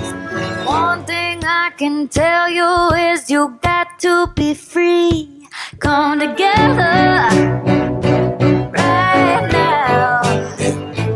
Over me. Got changed, went a lot more since shockwaves to the top floor. Saw the cops came, saw the moms pray, saw the whole world in an uproar. Saw the warplanes, smoke flames, hill fighters in the mosh form. Saw the kids cry, what's the press lie? What's the answer? I'm not sure. Kinda disorderly, loving me more than me. What you want, war, peace, power, mobility, gaining authority. It's the means of my soul on me, walk with the Lord on me. Angels all over me, I expect to see you can kill me or come with me. Life is a thought, death is like comedy, black and I love it, I give no apologies. Ooh, please do not shatter me. Ooh, building it power me, carry your smile at me. Don't you look down on me, know where they march. Know you can count on me, living autonomy. Love is like alchemy, demons they battle me, racing the cavalry. Hate taking out of me, I'm who I gotta be. Tell me you dead to me, haters surrounding me, right if you down for me, hating the clouds. I find it higher me, pray and be found. Come with me now, away from the lights, away from the cloud. Tell me your price, my soul ain't for sale. My soul ain't for sale.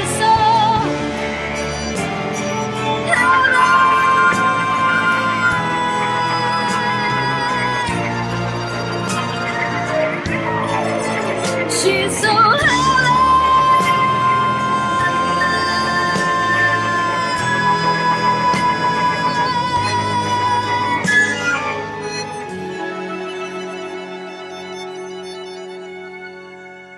the long and winding road that leads to your door will never disappear. I've seen that road before. It always leads me here. Lead me to your door. Many times I've been alone, and many times I've cried. Anyway, you'll never know the many ways I've tried, and still they lead me back to the long winding road. Letting go, moving on. The long winding road. Come together. Still they lead me back.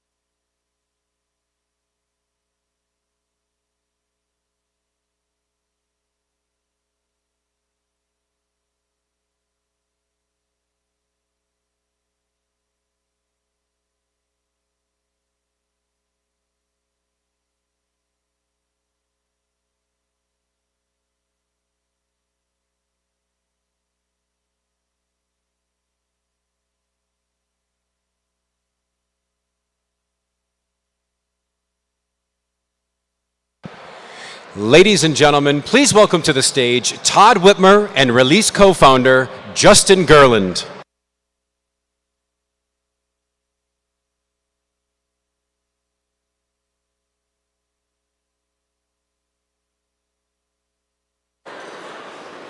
We're back. The amazing Justin Gerland from Release, Release, Release.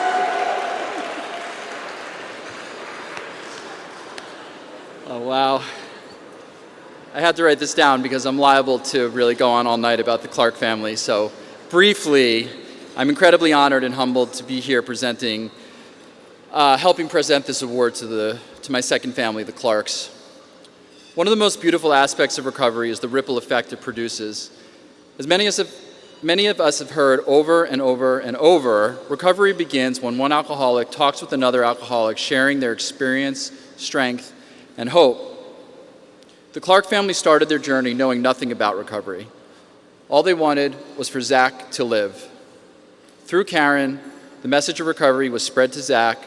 From Zach, it spread to his family, and from his family, it spread to families far and wide.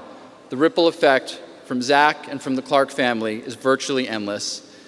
This video is barely the tip of the iceberg, but hopefully will allow some insight into the magic of recovery and the magic of the Clark family.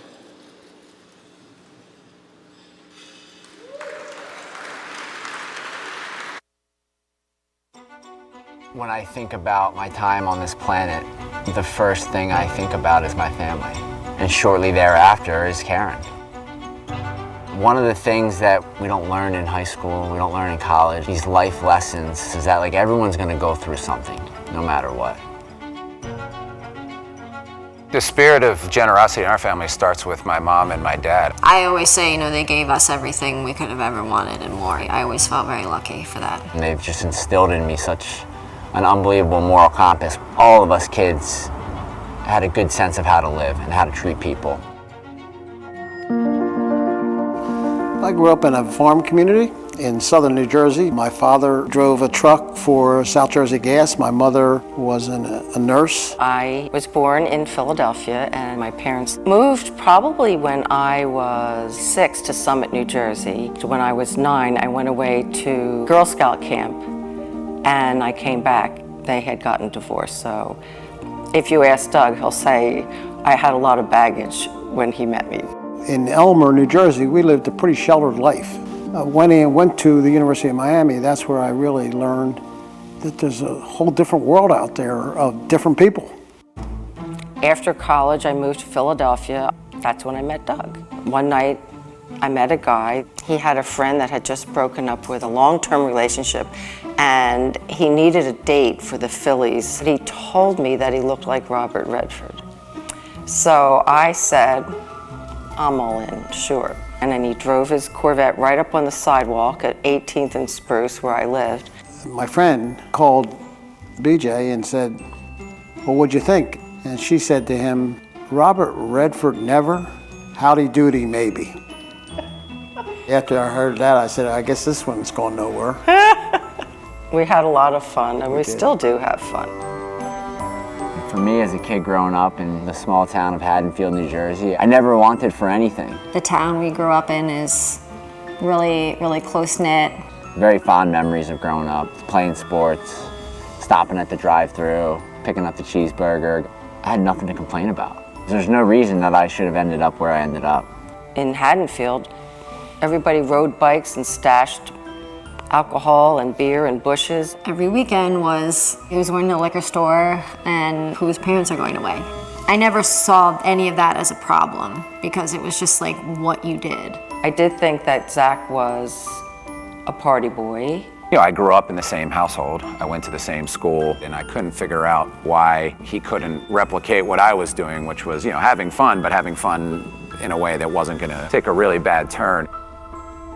He was a college pitcher, and he threw out his arm in a tryout. And their first stop from the mound was the bar. When he left the bar, the party continued. I remember going up to my room and finding these little pipe things. That really scared me. He started to drift. from the family. I think we were in shock. Our other children were in shock, and it was very sad. As a college student, I was a pretty wild guy, and I did my fair amount of drinking.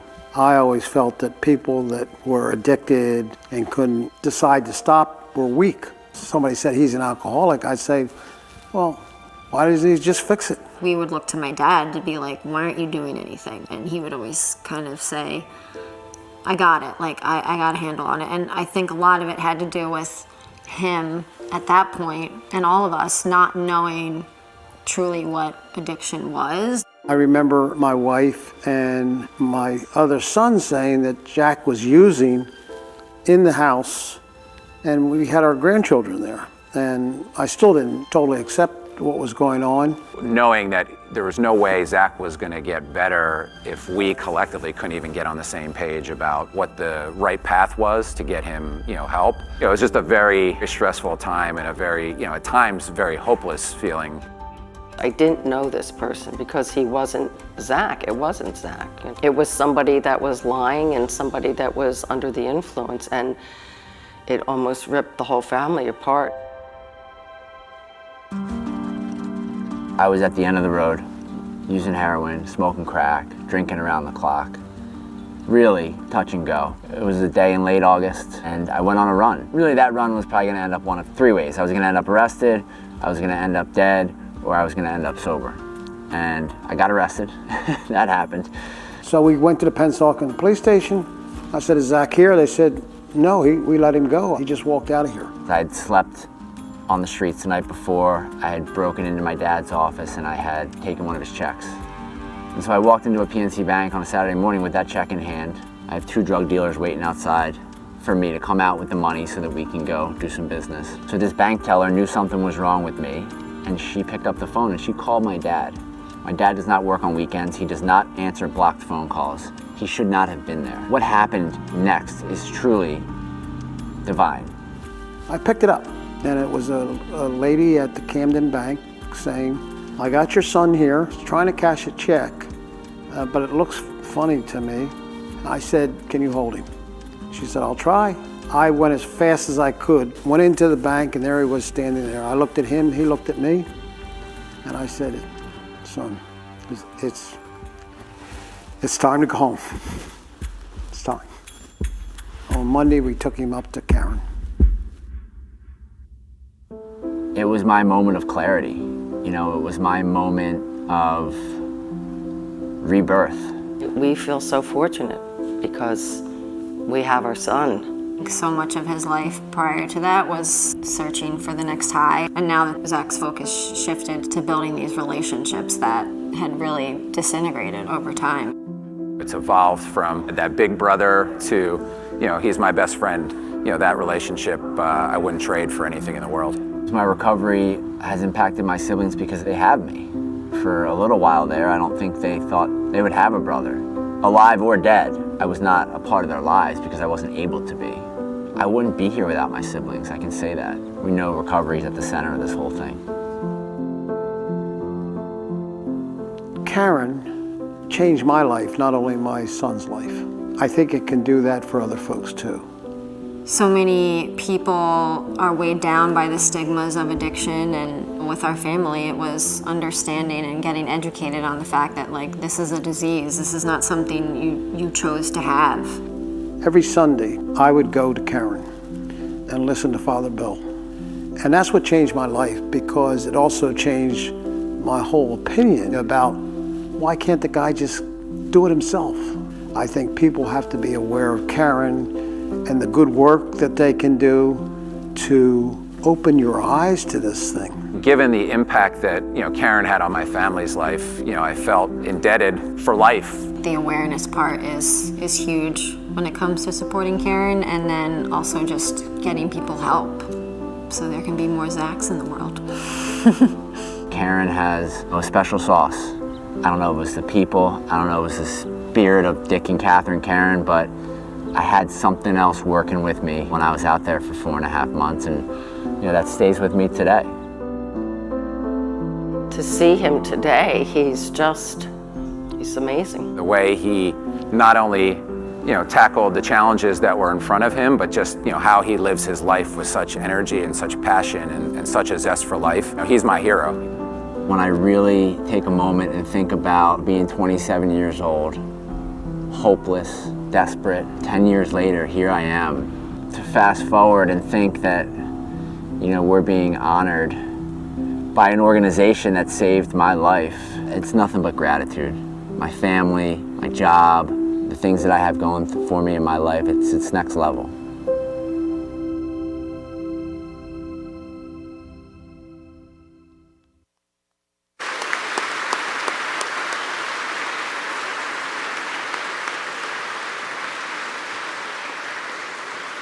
Come on, come on, come on, come on, come on, come on, come on, come on, come on, come on.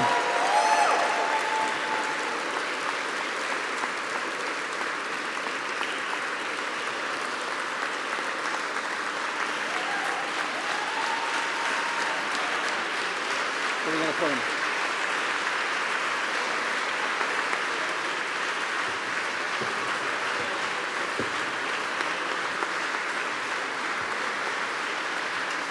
I'm going to present you the award, so I'm going to present you the award, so just hang in there, baby. You look at this, sweetheart. Oh my God. Oh my God, what do we have? I'll keep moving on. Let me go this way. We're not only live here, we got about 200 people watching virtually, and I don't know how many people are watching on Zach's Instagram. So thank you all, everybody, for being part of this tonight.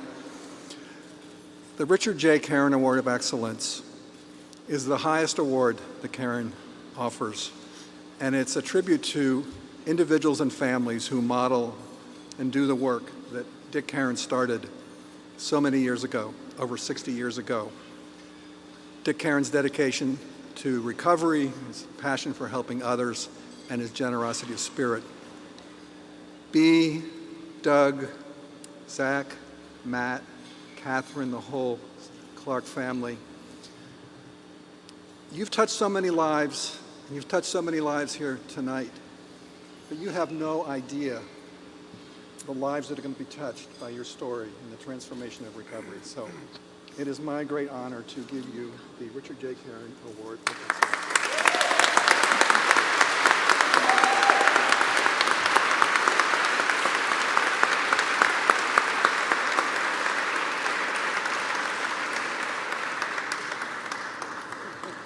Well, I don't think I can add much to what's already been said. It's been so wonderful words that have been spoken tonight.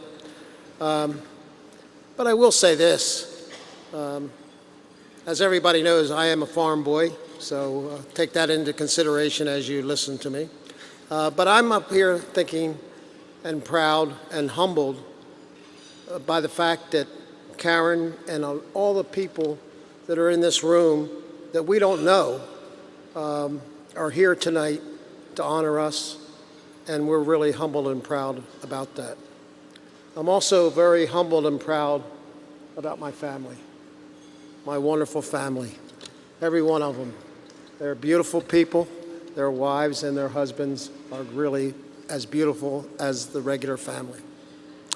And the third, like I said, I'm just a country boy, so help me out here. It's okay. And the third group, and before I talk about the third group, there's been a lot said about Neil tonight. And the third group lost, I think, a person that was impactful in our lives that Neil was on many of the people's lives here. His wife is here tonight supporting us, and his name was Mike Dunn. And he was a great friend of mine throughout many years and got me through the tough times and the good times. And so he's a special person to the Clark family community and the Clark family. But the Clark group that's in this 10 or 12 tables here are really, excuse me? 13, I think. Oh, 13, I don't know. They are folks that have been with us, they're friends, they're business peers. A lot of them are from the truck transportation industry. And I almost had this feeling in my heart that maybe them being here, experiencing what they might have experienced tonight, that maybe the seed was planted for the truck transportation to really maybe move forward and create some avenues of recovery for the folks that keep America moving. And that's the truck drivers and the mechanics. And so maybe that seed may have been planted today.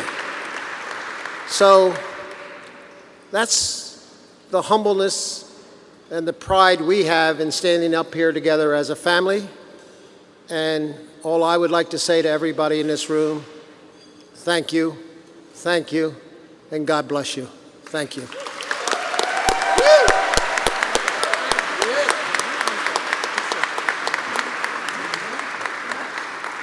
I think all the thank yous have been said. I just want to thank Justin and his family, who have been Zach's other family when I haven't been around. When I was in Florida, Bonnie would cook special meals for Zach, and I love you. I love the whole family, and that's my final thank you.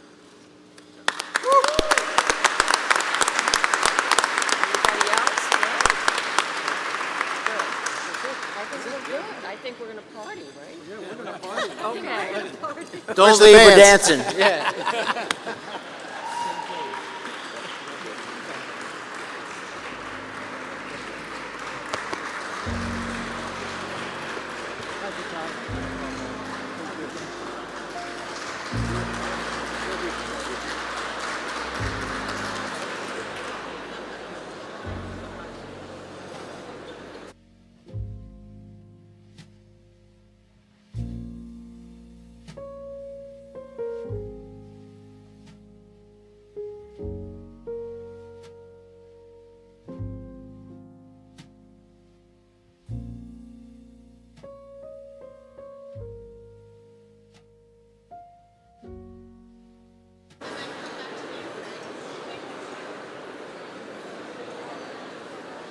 All right, guys, we're winding down here, and we're getting locked and loaded for the musical portion of the festivities tonight.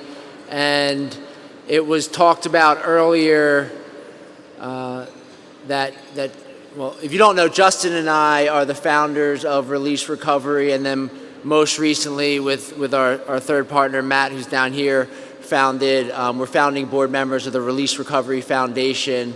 And as was mentioned earlier, we recently started a fund in conjunction with Caron to honor Nick Pagano, who was one of our clients at Release, and he had a deep and profound effect on us. And I think for me and Justin, we would just like to thank Rich and Caron for allowing us to use Nick's name and carry out his legacy.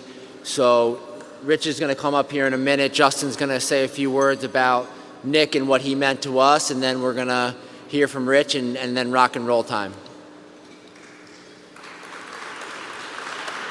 Thanks, Zach. So we had humbly asked Rich and the FabFo to join this evening many months ago, and they graciously accepted. And then, seemingly out of nowhere, a couple months after that, we unfortunately lost Nick.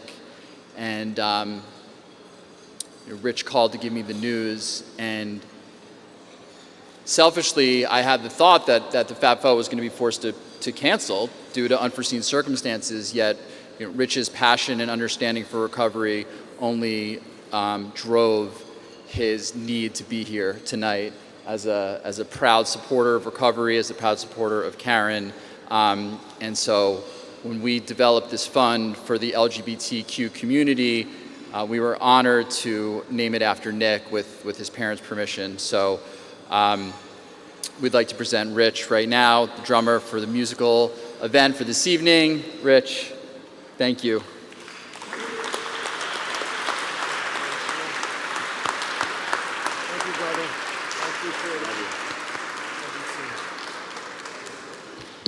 Thank you. I just want to say, before I say a few things about my wife Caron and my son Nicholas, and some circumstances surrounding his life in the last year or so, that fentanyl is taking down a whole generation. Our politicians need to know. I'll save the rest of that topic for another night. I just wanted to put that out there. So, August 1978, I was 16, starting to play in clubs on Long Island as a drummer and trying to figure it all out. Being that young, I was told to stay away from the bar. From my vantage point, some in the band would get very high or drunk, and a few times I witnessed them getting fired for playing badly. I didn't want to get fired. I was the new guy living the dream. Self-control. Why was that so difficult? I had a lot to learn. October 2014, Nick, our 14-year-old, at the time only child, who was handsome, popular, with a passion for the performing arts, and diagnosed with a level of anxiety, started smoking pot. Caron, my wife, and a fiercely dedicated mother, firmly told him that he was too young to smoke anything and that weed would permanently affect his brain. Of course, I gave him my speech on self-control and how not to sabotage his life. Well, consequences were put in place. Not having money for movies or Taco Bell with friends should solve this. It did not. Cutting classes and after-school activities began. At home, Nick isn't getting out of bed. Ransacking of his bedroom yields pills and a new level of anger and polarization between us. We hope that this was only a stage that could be fixed through weekly therapy for Nick and parent therapy for us. It wasn't. August 2018. Heroin enters. Nick must leave for inpatient treatment, and Caron and I need to get educated. For the next 3 years, we immersed ourselves in parent groups, family weekend at treatment centers or sober houses, understanding our own triggers, plus reading everything we could about the disease of addiction. Our compassion and empathy blossomed while our son journeyed through years of detox, inpatient treatment, multiple sober houses, and short stints of homelessness. How wrong I was to think that his initial actions were merely a case of lack of self-control. It was an awakening on many levels.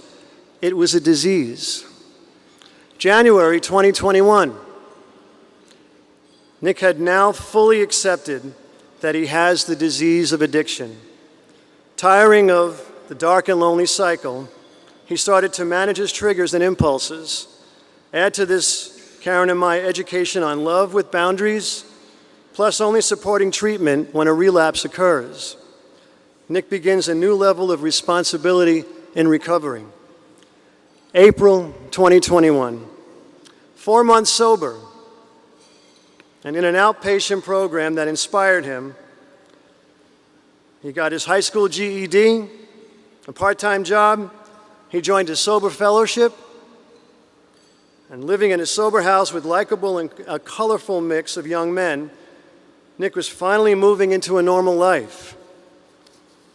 June 2021. At 6 months sober, Nick's IOP team is impressed with his knowledge of the 12 steps and articulation of recovery and its process. He is empowered by becoming an unofficial junior tech, given the responsibility of helping new recovering clients feel comfortable as they start treatment. By the way, some of these newcomers were from the LGBTQ community.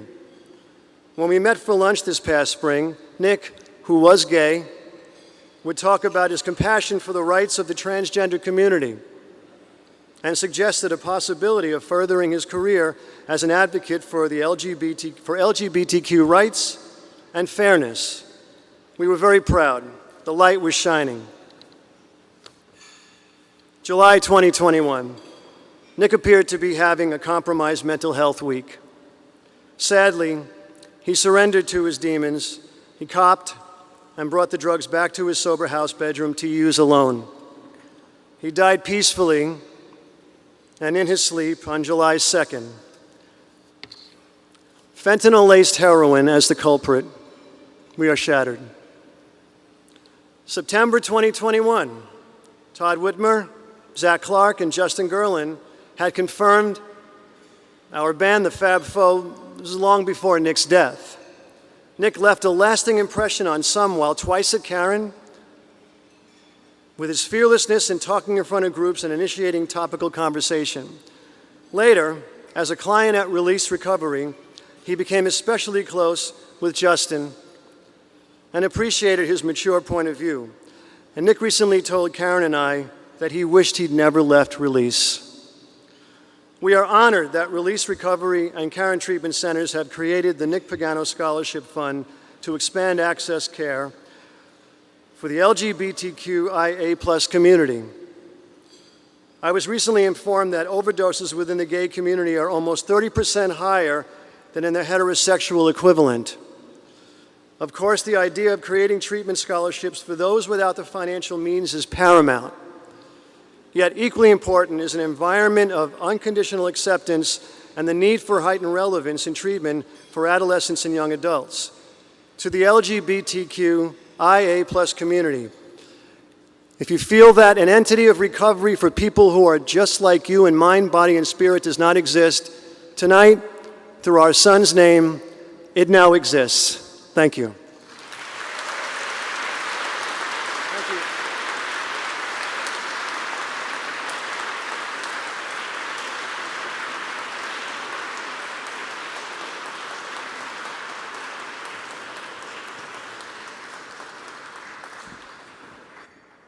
Okay, without further ado, live from right here in New York City, the Fab Four.